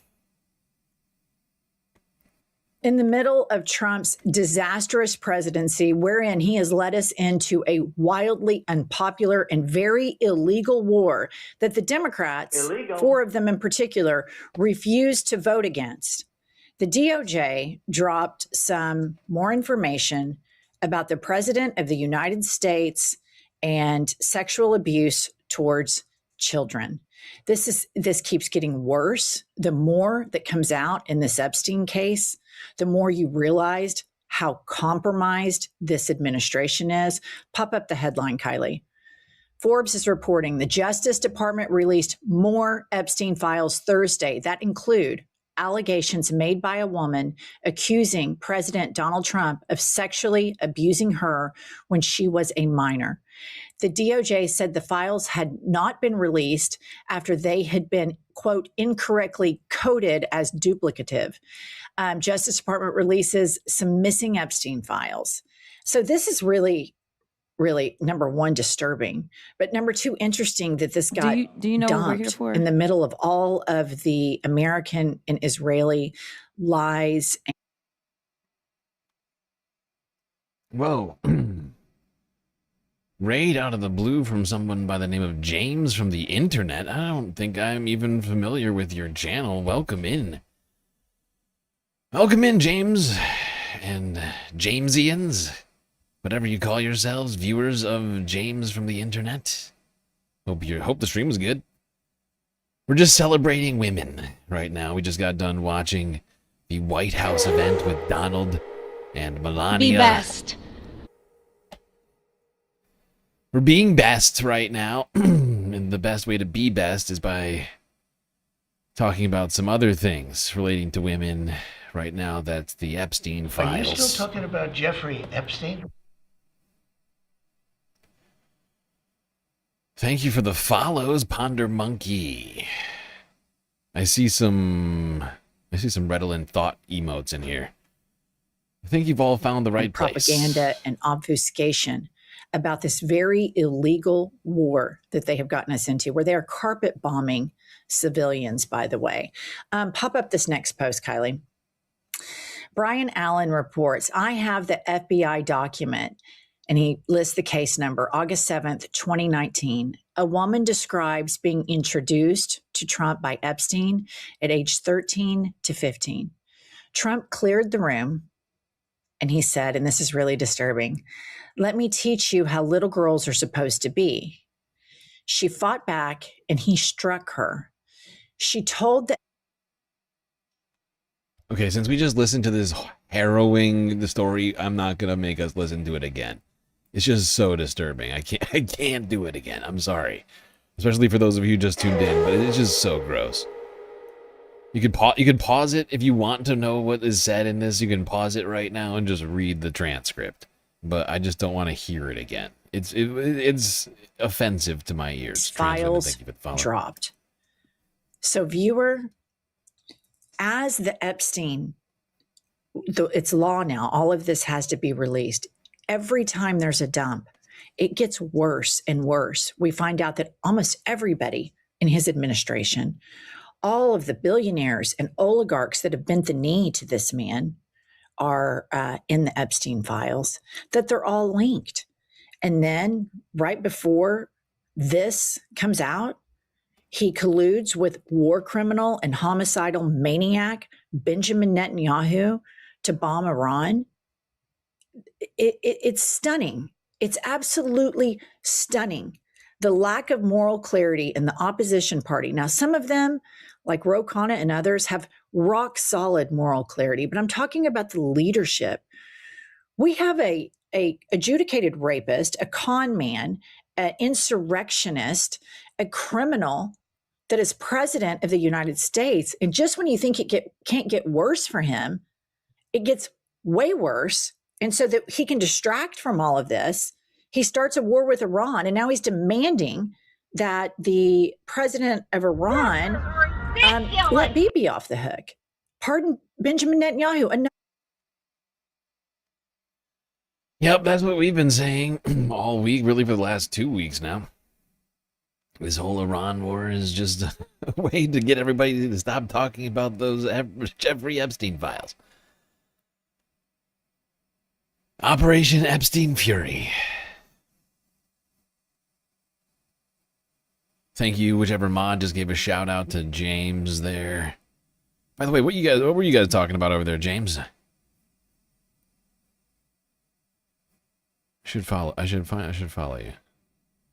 Somehow I haven't heard of you. And yet I see a whole bunch of raiders in here that I feel like I've seen in other places, other chats I've been in, other spaces that I find myself in on Twitch.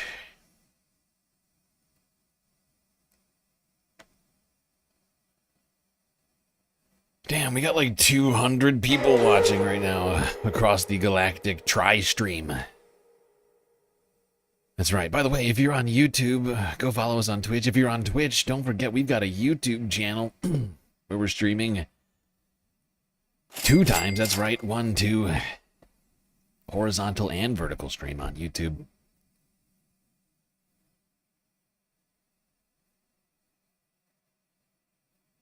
The trifecta, exactly. The trifecta stream, as well as, don't forget, all of our streams get logged on YouTube, so while they may disappear on Twitch, they aren't gone forever. You just gotta switch platforms and you can rewatch them later. There's also a bunch of clips over there that I've been meaning to get back to doing. Have been very bad. Honestly, ever since Trump took office, I've been terrible at posting clips. Really, really bad. Mostly because I've just been overwhelmed by the goddamn news cycle. The goddamn news cycle, okay? It's not my fault. Don't blame me. Also, thank you, Rubert, for the follow, and Lucid Dree. Much appreciated.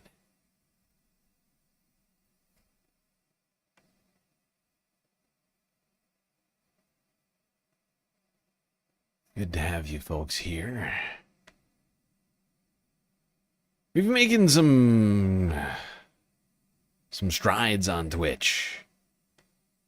We've been doing the stream now for over 2 years. 2 years and almost 1 month to the day. On YouTube and on Twitch. Took a break from Twitch for like 6 months. Came back because we got banned on YouTube for 3 months. Doubled our followers. More than doubled at this point. It's nice to see things changing over there on Twitch because most of our viewership has been on YouTube for that 2-year period. Until more recently in galactic history. Alright.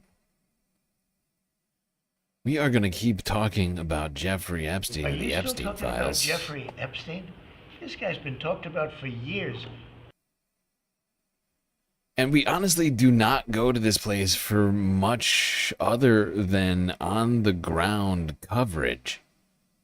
But Status Coup is, I think, one of the only places I've found talking about this. This thing discovered in the files. Of course, as we all know, the files are incredibly vast, millions and millions of them. And they've uncovered something truly, perhaps revelatory about the demise of Jeffrey Epstein, if it is in fact true. Later, after learning Epstein had died, he said inmates said, quote, Miss Noel killed Jeffrey. An FBI 302 interview with an inmate in the Metropolitan Correctional Center where Jeffrey Epstein was found dead on August 10th, 2019, told agents that he overheard a prison guard and others talking about covering up Epstein's death. You could help build the only independent news outlet, always on the ground with the people for as low as 16 cents a day. Corporate media, they've been lying to us for years, and you're going straight to the people. Flint, Michigan. Brooklyn, New York. Government sending one more you to the residents of Chicago. We need as many independent voices as possible, and that's why what you guys do is so important. Covering what the corporate media covers up. Hey, it's JT Siskowski with Status Coup. Some new revelations from inside of the Epstein files are raising new questions about Jeffrey Epstein's death, his supposed suicide specifically. It's a new, never-before-seen account from someone who was also being housed inside the same jail as Jeffrey Epstein. But there is also new reporting out from the New York Post about how the guards who were supposed to be watching Jeffrey Epstein, one of them was Googling Epstein in the minutes before his body was found, and also had taken in some suspiciously large cash deposits into her bank account. But I want to start with this accounting from the inmate inside of the jail. This is reporting from Julie K. Brown, who is, of course, the investigative journalist at the Miami Herald, who broke open Jeffrey Epstein's story again in 2018. Where she goes with the headline, DOJ docs FBI interview raised new questions about Epstein's suicide. An FBI 302 interview with an inmate in the Metropolitan Correctional Center where Jeffrey Epstein was found dead on August 10th, 2019, told agents that he overheard a prison guard and others talking about covering up Epstein's death. The inmate, in an FBI interview on August 28th, 2 weeks after Epstein's death, claimed that he and other inmates heard the commotion after Epstein's body was found in his cell. Quote, breathe, breathe, unquote. He recalled officers shouting about 6:30 a.m. Then he heard an officer say, dudes, you killed that dude, unquote. A female guard then replied, if he is dead, we're going to cover it up, and he's going to have an alibi. My officers, the FBI notes said. The inmate claimed that the whole tier overheard the exchange. So this is quite the claim to be made by an inmate there. And it should be noted that you would hope that the FBI did follow-on interviews with some of the other inmates being held inside of that. Yeah, that would be quite the revelation that you would think you would want to follow up on if in fact the entire tier of this jail heard this conversation. Center. That if everybody on the tier heard that, then you would think that other prisoners would be able to verify this account as this one prisoner whose identity we don't know because it is redacted within the files has laid out. This should be pretty easy to follow up on, but so far from trolling through the Epstein files, we have not seen another one of these 302 interviews with another member of that jail come to light. Could still be. There is millions of files here to piece through. They still could, but at least as of right now, it does not appear that the Department of Justice really did the necessary follow-up here. The FBI did not do the necessary follow-up in its investigations as to exactly what happened around Jeffrey Epstein's death. Returning here to the reporting. Later, after learning Epstein had died, he said inmates said, quote, Miss Noel killed Jeffrey, unquote. The handwritten 5-page report was taken in connection with a proffer agreement with the witness, the report noted.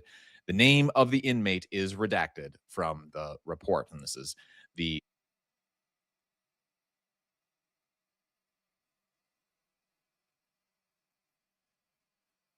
Suffice to say, there seems to be a lot more. We've been saying it for too long now.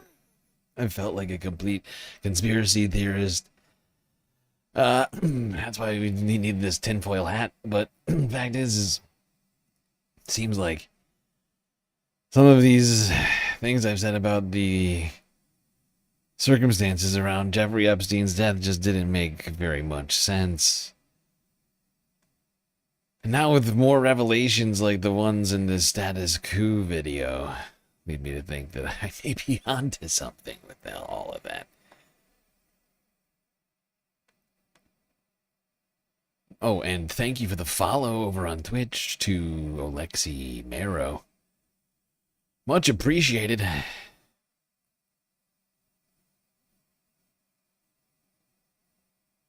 You dropped your jewel 2 inches onto your desk and it broke. You're down to 1 jewel and you just did it again. Well, maybe you should stop dropping your jewel. I know that I, of all people, really have nothing to stand on because I'm always knocking things over here. But come on.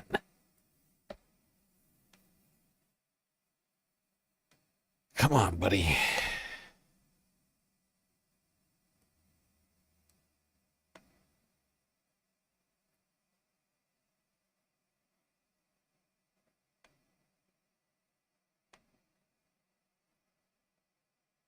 All right, back to the I've Had It pod with more Epstein revelations. This time it's who those Epstein files are being revealed to. Some explosive news coming out of Reuters yesterday, and it is that the Epstein files were hacked in 2023. Pop this headline up, Kylie. Exclusive: foreign hacker in 2023 compromised Epstein files held by FBI. Illegal. Source and documents show. So Representative Ted Lieu has some analysis here, which I think is spot on. Pop up his post. A foreign hacker likely has the Epstein files. The best way to prevent blackmail of government officials such as Trump and Howard Lutnick would be for Pam Bondi to stop the cover-up and release all the Epstein files as required by law. So let's think about this for a second. Somebody, some foreign entity, and this isn't probably just some individual hacker, this is probably some spy agency, Mossad, etc. So who has the Epstein files? Who has the copies of the Epstein files? And that's a really important question. And so I go back to the time. That's a very disturbing thought. Who has the files? Who the hell hacked the entire files and has them? And she makes a fair point. It probably is some sort of foreign government or something like that. A lot of revelatory information in those files. Sensitive information. Very blackmailable Of 2023, why wasn't this announced then when Biden was president? During the transition, why wasn't this leaked that, hey, somebody got hacked into the Epstein files and there's compromising information about the incoming president in these files and he's very susceptible to blackmail? Like, every time I look at this whole thing and why we're here being governed by this abuser, Donald Trump, incompetent, dementia-ridden abuser, I'm always like, where are the guardrails? Like just a year and a half ago, Joe Biden was president. They were transitioning. Did anybody set up any for this thing? And we're all just kind of out here like, thank God, Massey and Kana were able to get bipartisanship support to get what we have released. But then when you look at the way Trump rolled out the red carpet for Vladimir Putin and stood there after he walked in a curvy line because dementia, they can't walk straight, and he claps like a seal, and he has our military that MAGA's so like, oh, we just respect the military so much, on their hands and knees rolling out red carpet for a war criminal. So does the former KGB agent, was it a Russian hacker that went in there and got it?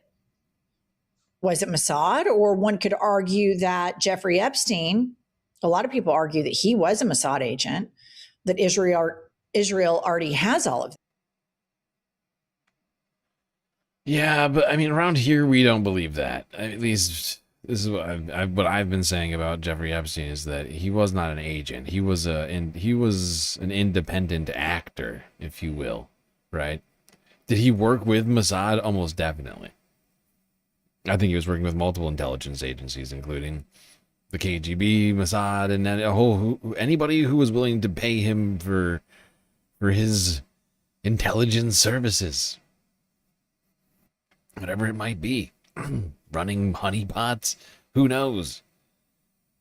He already had a bunch of information that was probably worth things to foreign governments. He certainly had the contacts all over the fucking place. I just don't think that he was like, he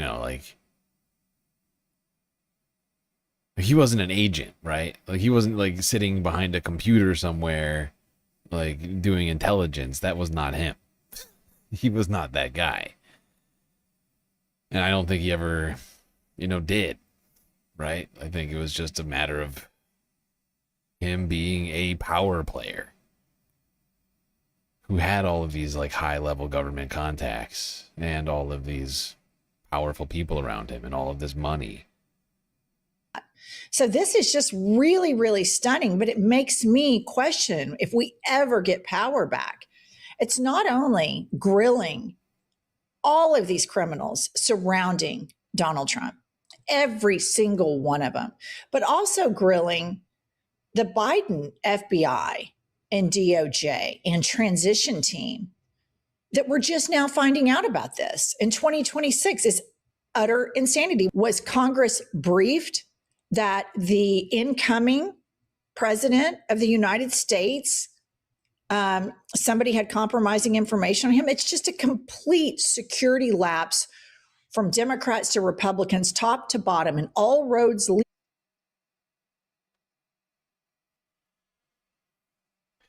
Yeah, and just to be clear, but I think the thing that made him so useful to foreign governments is that he was a criminal, right? I don't know if anybody's ever watched things like spy shows or Burn Notice or whatever else, but these foreign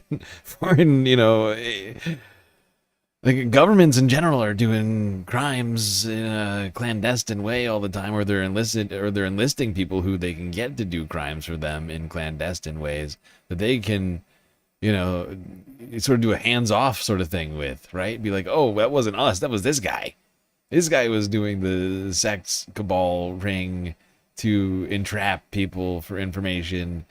We weren't doing that. I mean, did we give him some money and some help? Sure. He asked for it. He was very convincing.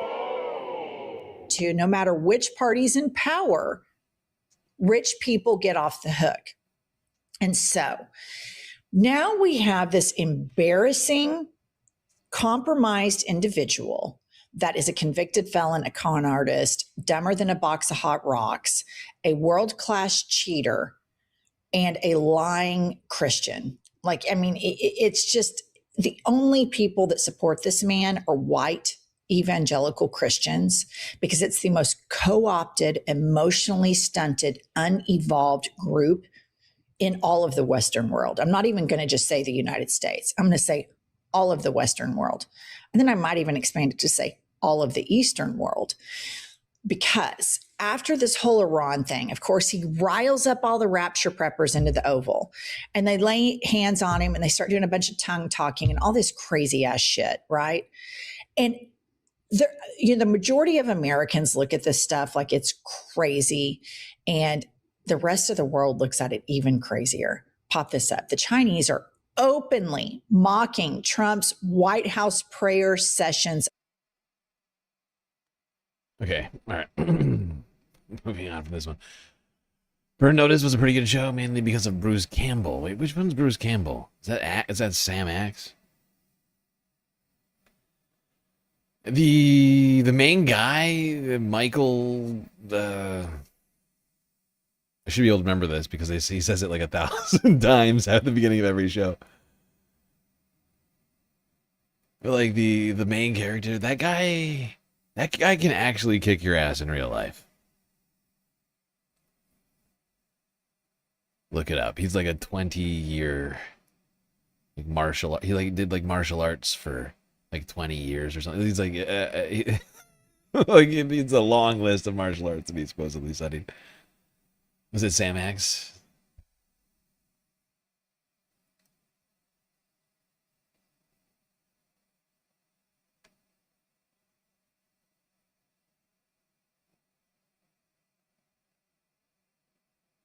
Yeah, he was definitely the comedic. He was the comedic. The needed comedic. I wanted to start I with can't this think of the word. amazing story. I can't think of words. I'm not. I can't allow myself to be completely sidetracked on this burn notice thing. All right. Staying Are you with the still Epstein talking about files. Jeffrey Epstein?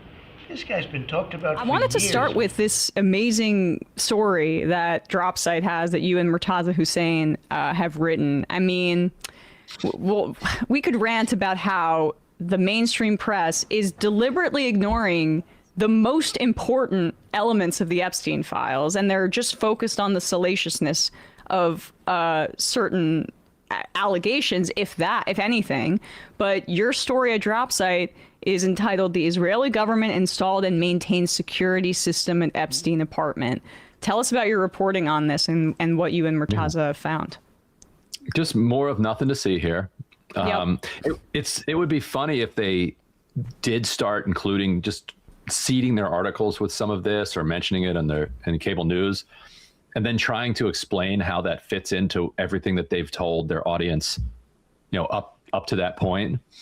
The best way I've seen this framed as a nothing to see here goes back to the proximate cause for the surveillance and the security system being put in the apartment, which is that Ehud Barak, former Israeli prime minister, was staying there for such long stretches of time that they basically considered it to be Barak's residence, place he's staying. So they put in the security equipment, they drilled holes in the wall, they set up a hotline. I mean, that's pretty wild. Like, how much time do you figure you got to be staying somewhere to be considered your residence? Half the year? So half the year, the former prime minister of Israel is hanging out at Jeffrey Epstein's house? This is ridiculous. The consulate, they did background checks on all of the maids and other housekeepers that were going in and out, and then any guests who wanted to come over, you had to clear them with the Israeli government ahead of time. And for the home of a former prime minister, that's a reasonable precaution that most states would take. This was Jeffrey Epstein's apartment, so it's like, it's kind of interesting. And so it suggests at a minimum an enormous amount of awareness by the Israeli government who Jeffrey Epstein is and what the relationship was with him. This would have been approved at the time by Netanyahu. Netanyahu was prime minister in 2016, 2017 when we have these records. Yoni Koren, who's a kind of high-profile Israeli intelligence official and a kind of protege of Barak's, also stayed in this apartment, as we had reported before. I think like 3 different times for like very long stretches. That's at least of what we know. So yeah, that's just more of nothing going on. Just a little, So this is we all have Israeli Right. surveillance installed at our homes. Most of us just don't know it. Like this was voluntary. And this is a separate apartment that he had in New York. I mean, that is is pretty different crazy. than that enormous mansion that he had. Because I saw. Okay, all right. Actually, let's keep going on this. I'm not gonna stop them. This was stop them. This was voluntary. And this is a separate apartment that he had in New York that is different than that enormous mansion that he had. Because I saw this is also like on 66th Street. I don't remember where his other residence is, but God, it's amazing how everything is happening. Like all of these wealthy people or on the Upper East Side, these connections. I mean, Lutnick's right next door. And then I guess Epstein had a second apartment on 66th Street.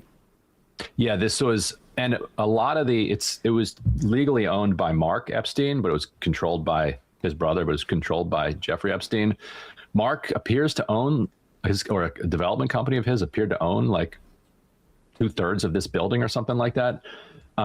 It's in a more downscale neighborhood. It's maybe a 25 minute walk from the mansion. And I think it's over around 2nd Avenue. Right. And East 66th. So it doesn't have the glam of being, that famous mansion is like 50 feet from Central Park. Right. Lutnick is not living more than 50 feet away from Central Park. And it's across the street from the Frick Museum, which is ironic because, Frick made his money violently crushing, workers' rights in the 19th century. So every time Epstein would look out his window, he'd see, the virtues of that crime being kind of shown off across the street. So yeah, it's a separate apartment, and he had an apartment in Paris too that he would use for similar circumstances where people would be like, "Hey, Jeffrey, I'm going to be in town. I'm going to be in Paris. Can I stay at your apartment? I'm going to be in New York. Can I stay at your apartment?" So it was one of the extra things that he would offer to his friends and his potential or future business partners or other allies. By the way, I think the apartment of Jeffrey Epstein in Paris, France, was sold off recently by the estate. I think it went for like $35 million or something stupid. Hold on. I mean, the inside of it was fucking insane. It looked like a palace. The outside of it also looked insane. But how much did it sell for? Did it not sell? Oh, it sold for 10 million pounds. Sorry, back in 2022, which I guess is like, back in 2022, what would that have been? Like 15 million, I think. I was off by a few million, I suppose. Still, it was a fucking palace. It's depending on what you want to do. It's better in the to middle of Paris. Have a private apartment than have some to have a hotel. Who's bugging the apartment. You never know who's bugging the hotel. And what's fascinating about this too, and almost funny, is that Netanyahu has been trying to go on the messaging offensive and saying that there's no way that Jeffrey Epstein could have ties to the state of Israel, and your reporting indicates that he literally approved this this surveillance. Ironically, Netanyahu's making a funny argument because Netanyahu has his grand ambitions regionally. He's got his relationship that he works on with the United States, and then he's got his internal, domestic coalitional intramural battles that he engages in, and sometimes those take precedence over his regional or global concerns. And he and Ehud Barak, they don't like each other. They are in opposite camps inside this intramural fight domestically. And so Netanyahu has said the reason that we know that Jeffrey Epstein has no links to Israel is because of his tight relationship with Ehud Barak. And he said Ehud Barak is you can look it up, his quote is hilarious. He's an anti-Zionist radical, who has done everything to destroy and overthrow the Israeli government. Ehud Barak.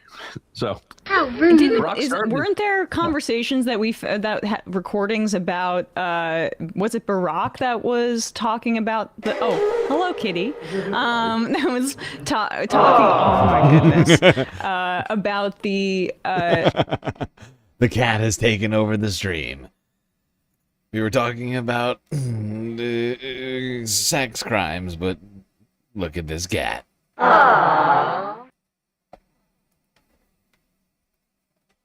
Thank you for the follow, Aurelie Astra. Much appreciated.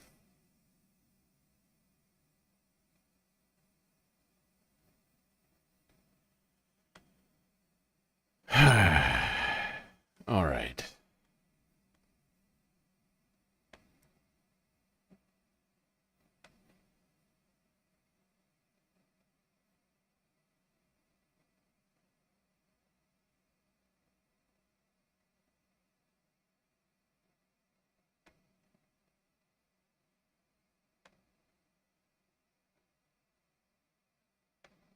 Now, apparently, Epstein's longtime accountant testified, I think in Congress, although I think it was closed-door testimony given.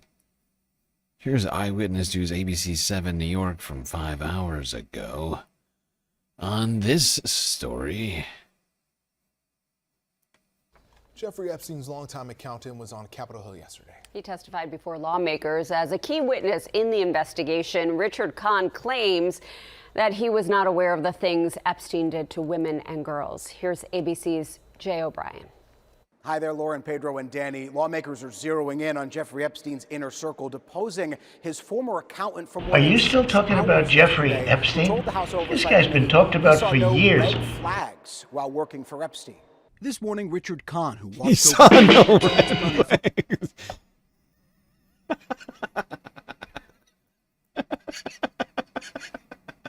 Okay, that's genuinely one of the funniest things I've heard all day. Incoming raids alive? Okay, from who? That's exciting. Oh. You just canceled the raid. Either way, thanks for trying. You made me happy and then made me sad. Excited, then sad.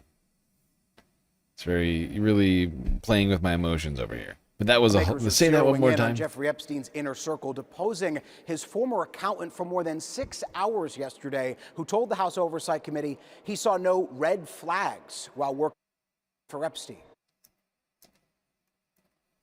He saw no red flags while working for Epstein. This dude is Jeffrey Epstein's accountant. I mean, that is maybe one of the funniest things I've heard all day. Seriously.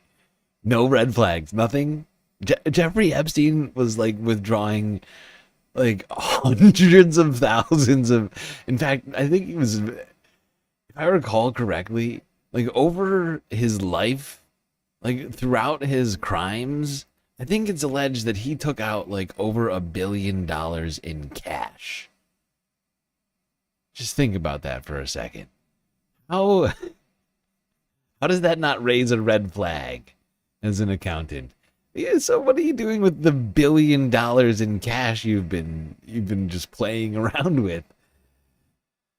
And that seems to me to be a red flag, let alone all the other sorts of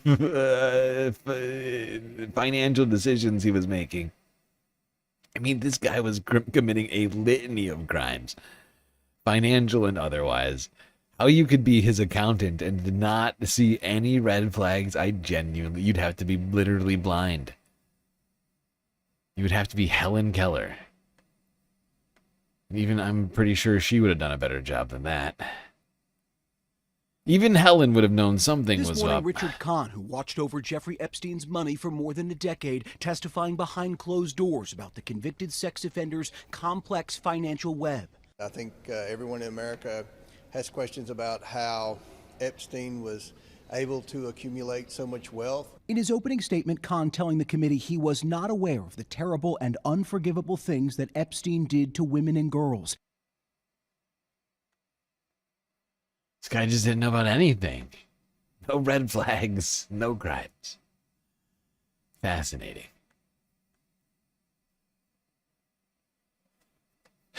Forgive me if I am mildly skeptical about that.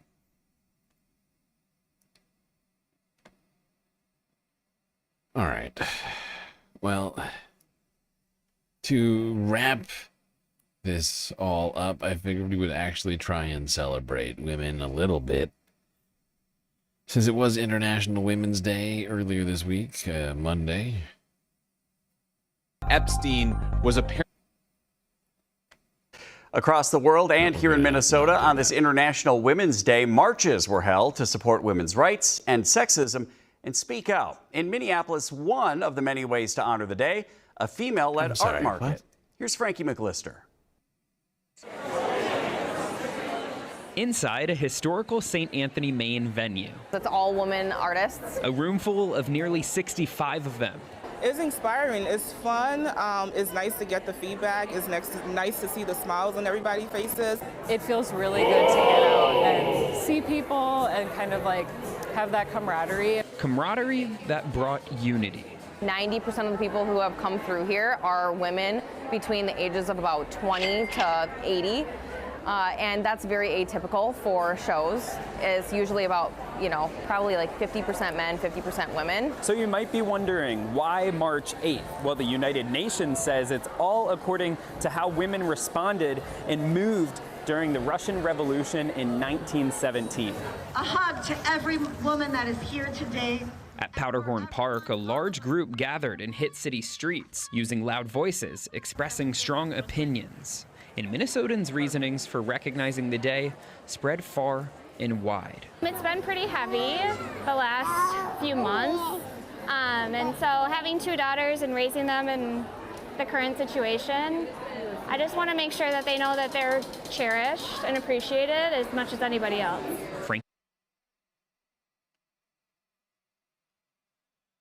Yes, indeed. Cherish and appreciate them. To support women's rights and sexism. Yeah, is that what he said? I thought that's what he said.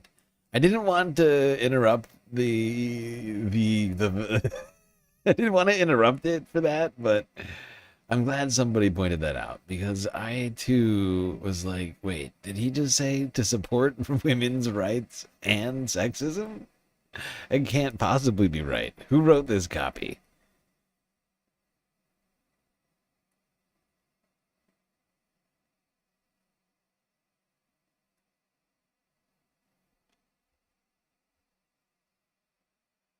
All right, for more celebration of women, let's go here to the United Nations, CDC, where they celebrated International Women's Day 2026.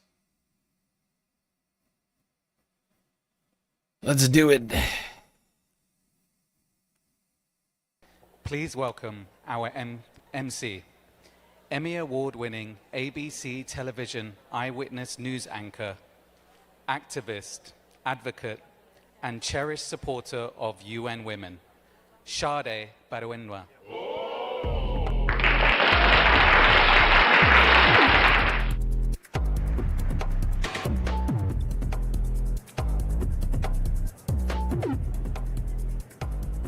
Good morning, everyone. How are you? It is a pleasure to be here with you again here at the United Nations. Happy International Women's Day.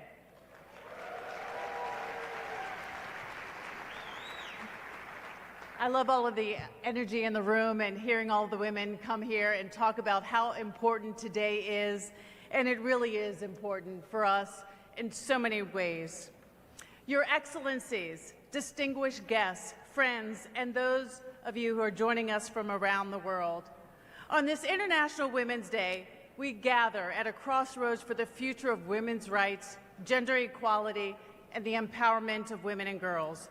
A moment both urgent and filled with promise. Across the globe, the progress women have fought to achieve is being tested. Conflict, repression, and instability weaken the rule of law. And too often, women and girls pay the price. Yet every day, we see the leadership and courage of women pushing that progress forward. Today's conversation is about closing the gap between the rights women are promised and the justice that they actually experience. As I prepared for today, I spoke. You know, I had to look up Sade here because I didn't know very much about her career. I wanted to, while I was watching this earlier, I was like trying to educate myself on what she's done, and I realized she's 56 years old. I thought she was like in her 30s, and I was like, wait, what? She is, I don't know what she's doing over here, but women of Good different Lord. ages, navigating careers, families, and an uncertain world. And I asked them a simple question. How do women's rights feel to you right now? And one woman told me something that stayed with me. She said her mother talked about women's rights. Her teachers talked about women's rights. In fact, she even went to a women's college. She grew up knowing what women's rights looked like. Okay, this is the wrong. You're thinking of the wrong Sade. Okay, and you're confused. You're confused. These are two different Sades. You're thinking of Sade Abu, not Sade Badarinwa. Okay, these are two different women. I know it's confusing. Now, she said, it doesn't feel like it anymore. And when she said that, I realized something. For the first time in a long time, many young women are questioning whether the progress they were promised is real or is it slipping away. Women around the world are asking the same question. Are we still moving forward? And the answer will be shaped by the choices we make right now. Progress does not move on its own. It moves because people insist that it must. And another woman told me something different, but just as revealing. She said, I often stay silent. I say yes, but I accept what's given to me. Not because she lacks ambition, not because she lacks confidence, but because over time, like many women, pushing back can begin to feel costly. And that stayed with me, because that's how erosion begins. Erosion rarely happens at once. Sometimes it happens quietly, in expectations lowered just a little, in opportunities not pursued, in voices that begin to wonder whether speaking up is even worth the cost. And when women begin to feel that way, when they begin accepting less than what they deserve, that's when we have. Bunker Cat once did a whole Sade music stream one time. Really? You dedicated an entire stream to that, huh? That's fascinating. Twitch is the wild, wild west. Wait, does Bunker Cat do a YouTube stream too? I feel like Bunker Cat does a YouTube stream too. I can't imagine the YouTube gods liked that very much. To push back. And that's when moments like this matter. Around the world, women continue to show remarkable resilience. But resilience should not be mistaken for justice. Resilience is what women build when justice fails them. So the question should not only be how resilient women are, the question is, why must they be resilient in the first place? And when justice fails, action becomes unavoidable. That's a great point. That's a great point. Why should women have to be resilient any more than men?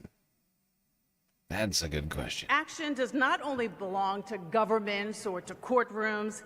Action belongs to every one of us, including the leaders and decision makers in this room right now, where policies, laws, and investments shape the lives of women and girls every day.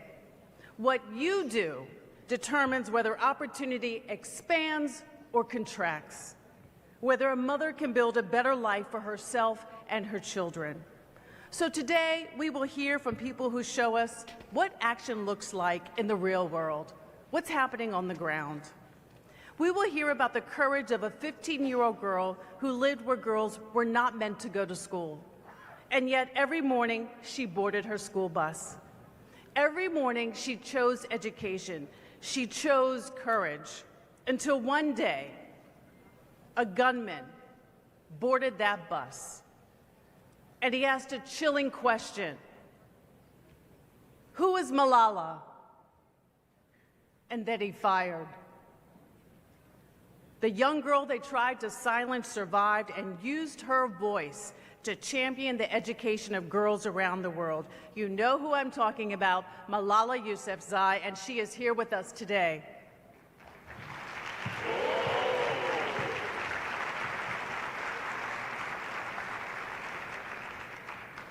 And there are many stories like hers that we're going to hear about today. So let us begin today's conversation and the work ahead. Please join me in welcoming Her Excellency, Ms. Annalena Baerbock, to speak on behalf of the UN member states. Thank you.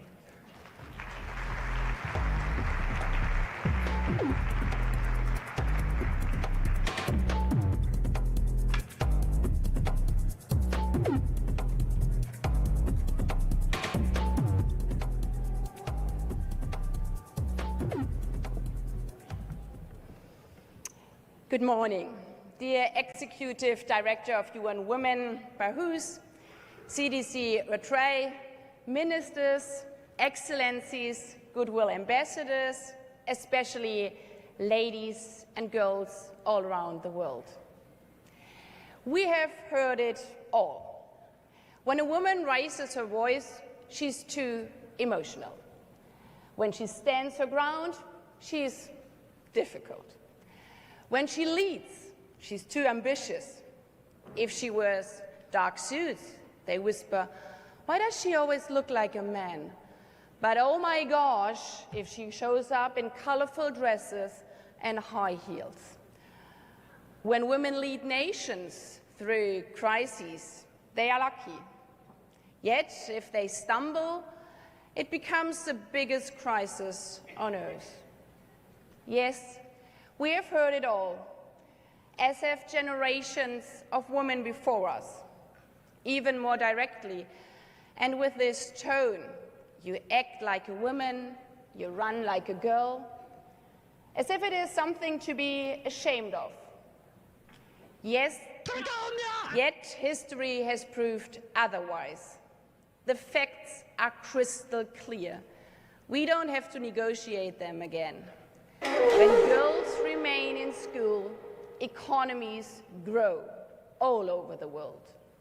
When women participate in the workforce, productivity rises all around the world. When women sit at peace tables, agreements last longer.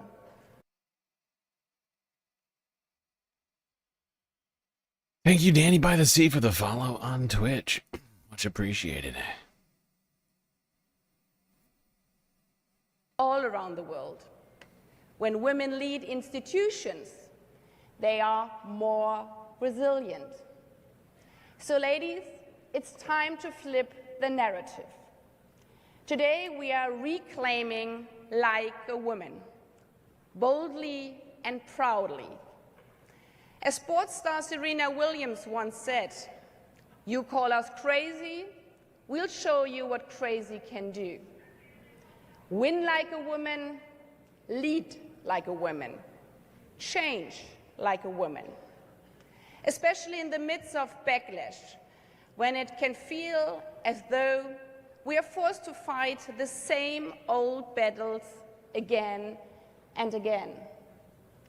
Battles from 80 years ago, when another so-called difficult woman, Dr. Hansa Mehta from India, showed what change like a woman can achieve.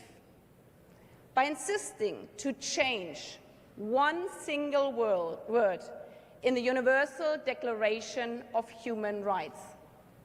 She changed the whole meaning of it, affirming that all human beings, and not only men, are born free and equal in dignity and rights.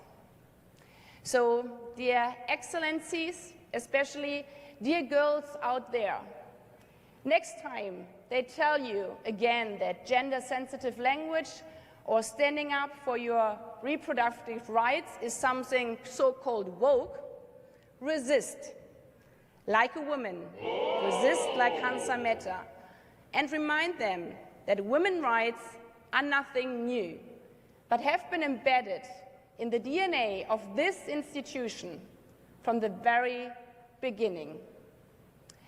And marking International Women's Day in 2026, like a woman, means that we will not stop fighting for equal representation and women's rights. Indeed, like a woman, empathic and ambitious, in suits and in colorful dresses, until the women of Afghanistan are free and girls worldwide are not being forced anymore to marry before they finish school. Until we see justice for survivors of sexual abuse, whether it occurs at home or as part of exploitive sexual slavery networks as exposed in the Epstein files.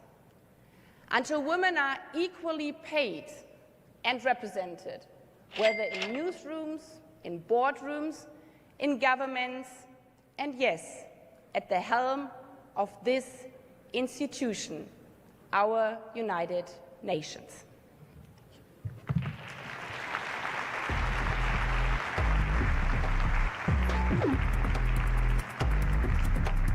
By the way, the music was fire at this women's Women's Day Thank you, Your Excellency. event at the UN. I don't know who did it, but it was fire. Okay, we can't watch the whole thing. It's like an hour long.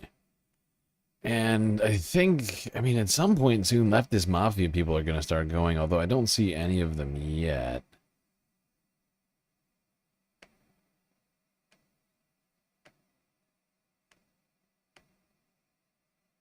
Oh, you know what? I'll let this play too. Honestly, this was a fairly good event. Will present the Secretary General's official written statement, ensuring his message and commitment resonate with all of us gathered here today.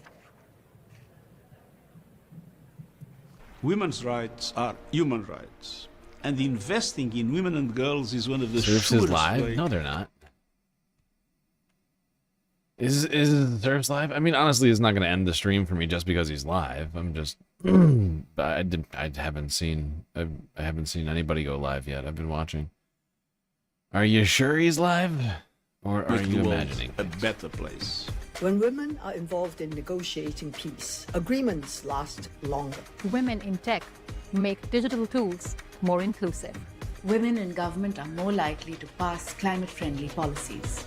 When women have access to decent jobs and inclusive workplaces, our economies grow. And educating girls can unlock the brain power we need to tackle every issue on Earth. Girls can do anything, and they deserve the chance. We need rights, equality, and empowerment for all women and girls. And we need women everywhere to be free from violence and fear.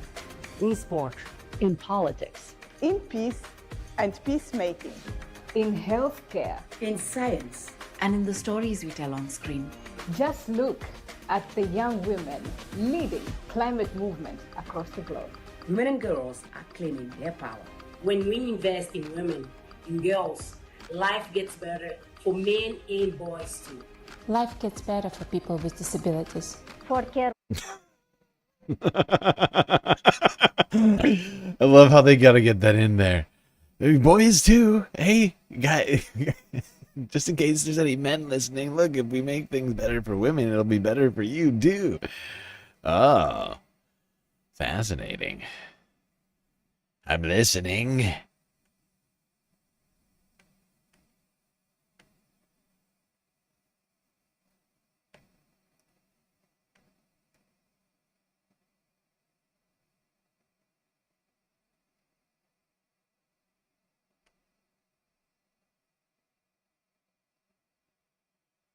All right, let's see.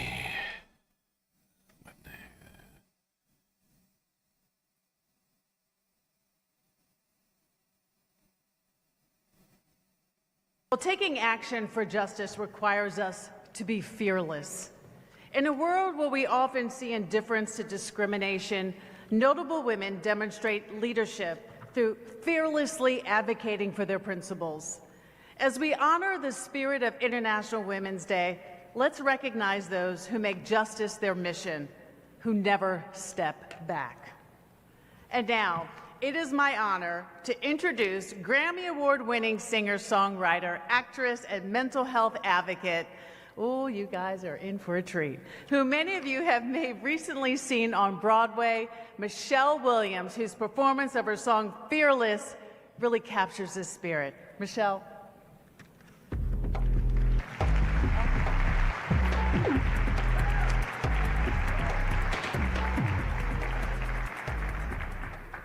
Good morning.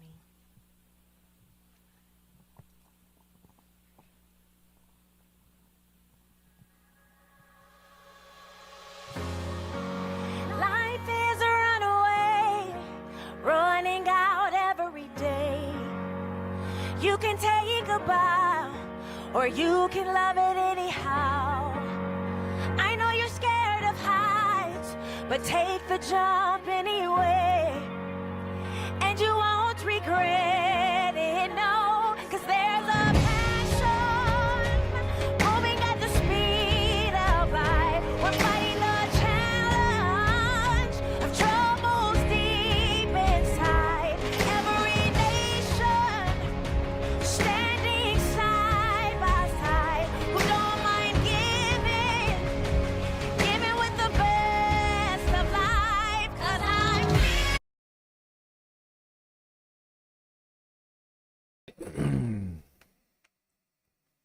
I should probably skip this one because I'm probably gonna get copyrighted for this. Just realizing it now as I'm listening to it.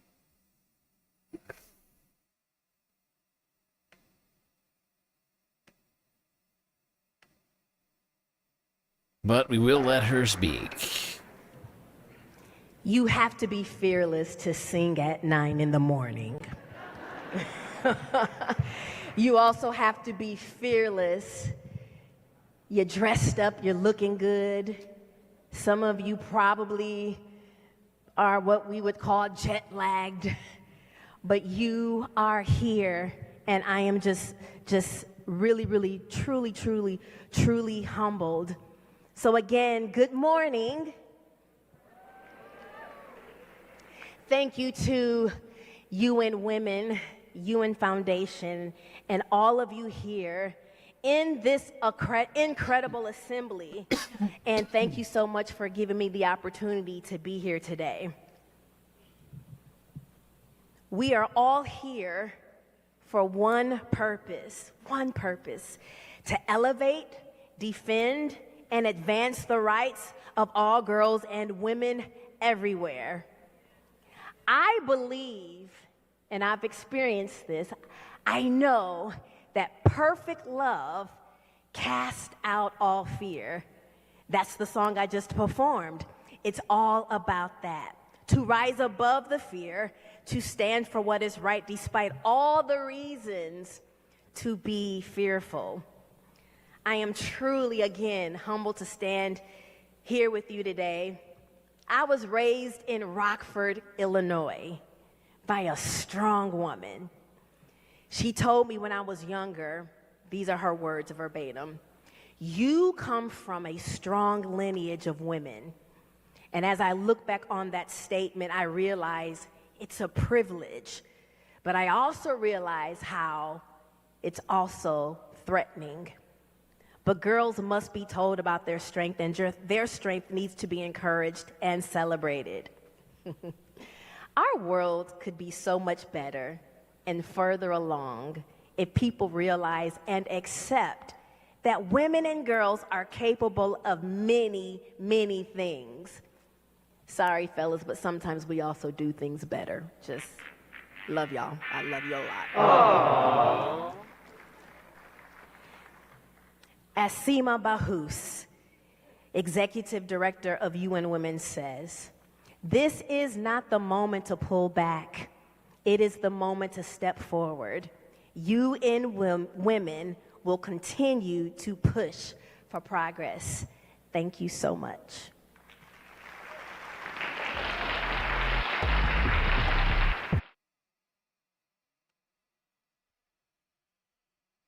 Okay. Yes, I see that Surfs is live on Twitch, but he's on like break right now. He's just so I'm not gonna raid into that. But do let me know if the serfs people, or the leftist mafia people start going live. I assume it's going to be a little while from now, if none of them are live yet. Sometimes they all just go live at the same time. Sometimes Lance goes like ahead of everybody, and sometimes he doesn't.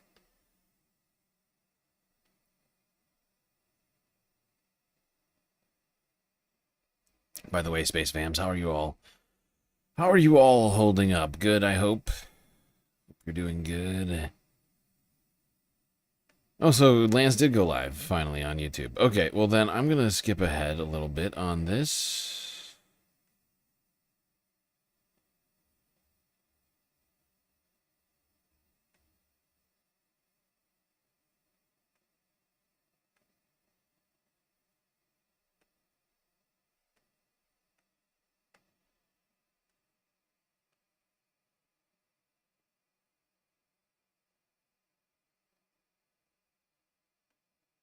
And executive chair of the Malala Fund, a Nobel Peace Prize laureate and author. Malala's advocacy has helped transform the global conversation on girls' education and the rights of women and girls around the world. Her courage and unwavering voice continue to inspire people everywhere to stand up for equality and justice. And as Malala takes the stage, we're first going to hear from girls themselves in a short video highlighting Afghan girls and their undaunted pursuit of freedom.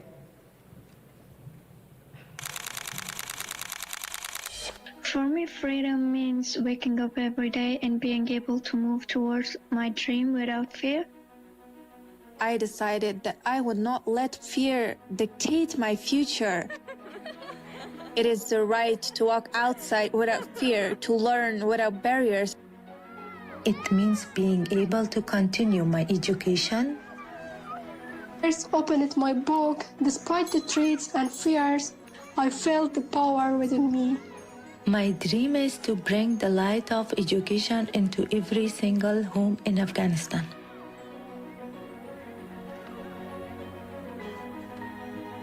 I found courage when I spoke my truth, even as my voice trembled. Power is the persistence to keep going even when the road is hard. I find hope in the belief that change is slow, but it is possible. My dream is to keep learning for all of the Afghan girls. Knowledge is power, and no one should take that from us. Please welcome Malala Yousafzai.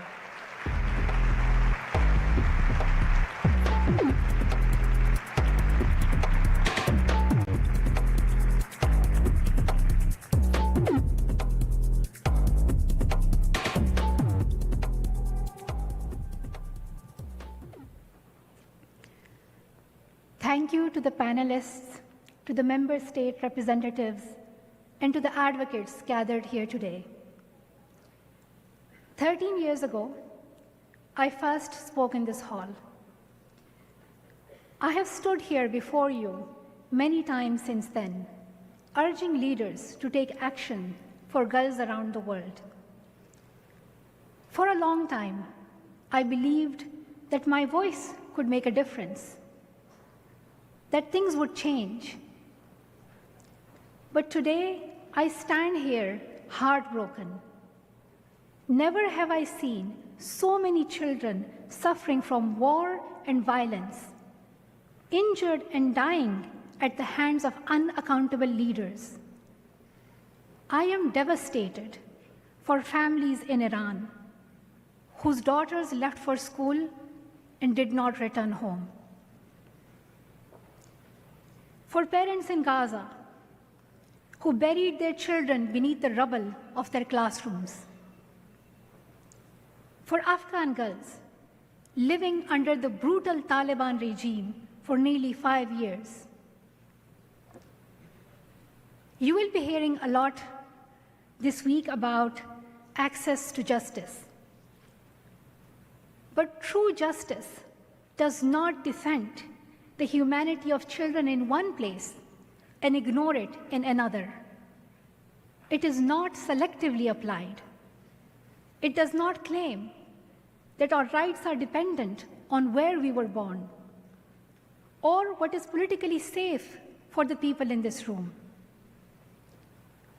Under international law, killing children in their classrooms is a war crime.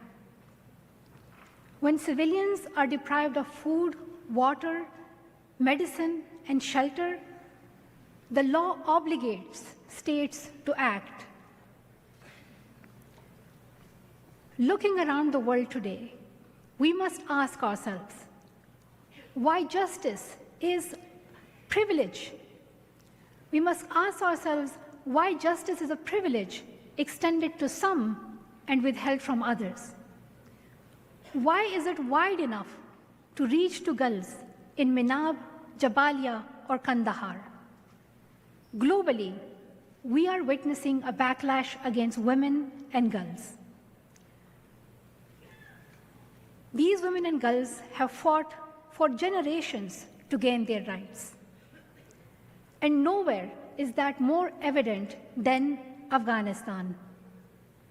Since the Taliban took over the country in 2021, they have controlled courts, the police, and public institutions.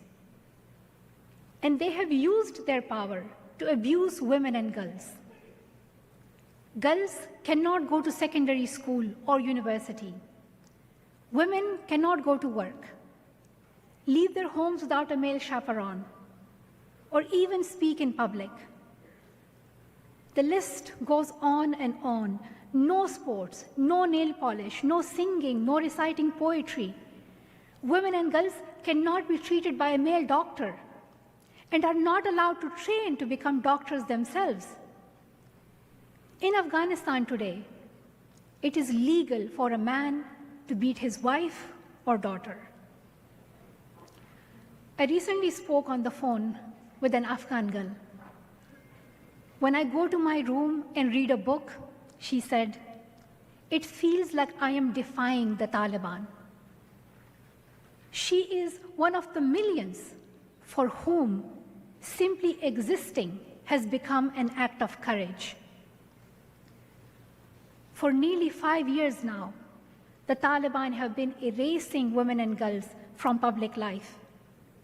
And the world has responded by looking away or by excusing the abuses of the Taliban under the banners of culture or religion. This is not culture. It is not religion. It is a system of segregation and domination. We must call the regime in Afghanistan by its true name, gender apartheid. And we must explicitly recognize it as a crime under international law. By codifying gender apartheid, we can protect women and girls and prevent these atrocities from happening for another generation. It is not enough to grieve for those who are suffering. We must move from sympathy to accountability. Afghan women are not asking for military intervention. They're not asking to be saved. They are asking for recognition in law so that the long work of justice can begin. So I ask the member states in this room, how long will you allow the law to stand still while injustice evolves? 13 years ago, I believed that speaking in this hall would be enough. Today I know that speeches do not protect girls. But law, accountability, and political courage can. You have all three within your reach. Now is the time to use them. Thank you. Immediately, if not sooner.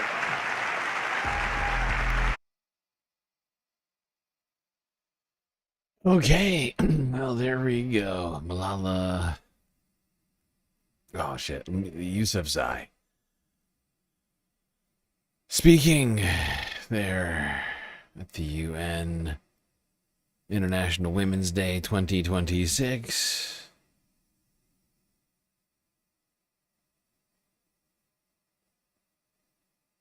Depends on one thing. Oops. I think that's probably a good enough place for us to end this here stream today, a celebration of women.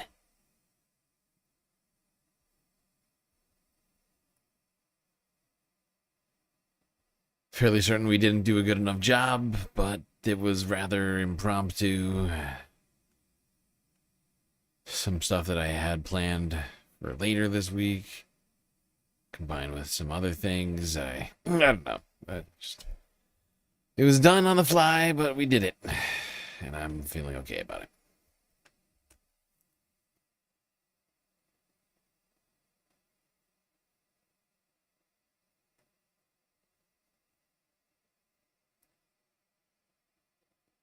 All right, everybody. I'm probably going to do a stream after the Leftist Mafia tonight. An Iran update, most likely.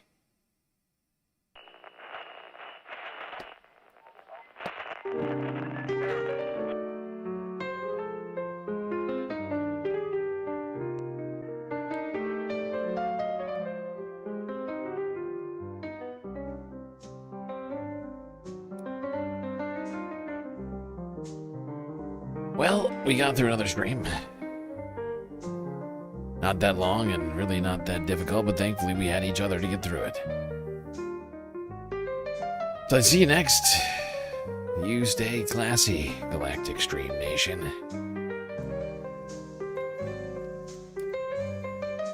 Can't forget this. These are your galactic patrons.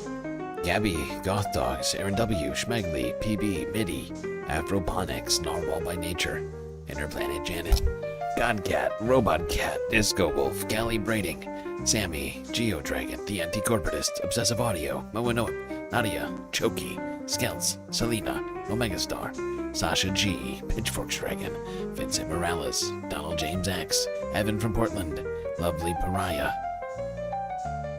Mish, Becky, Decipher, Icebreaker, Columbia Regan, New York, Will in Detroit, Sisyphean Task, BC, Free Palestine, Hermit Horologist, HBX, Manda, Lori Lunchmeat, Carl, Gaslightocracy, Paige Larson, Frizzla, Benihana 99, Dark Sparkle, CJ from the 6, The Reference Frame, Glitchmaster, Social Butterfly, and The Anarchist. That's right, all of these people here have helped produce the show, which your eyes and ears just got done enjoying. You can too for just a few US dollars a month on Patreon.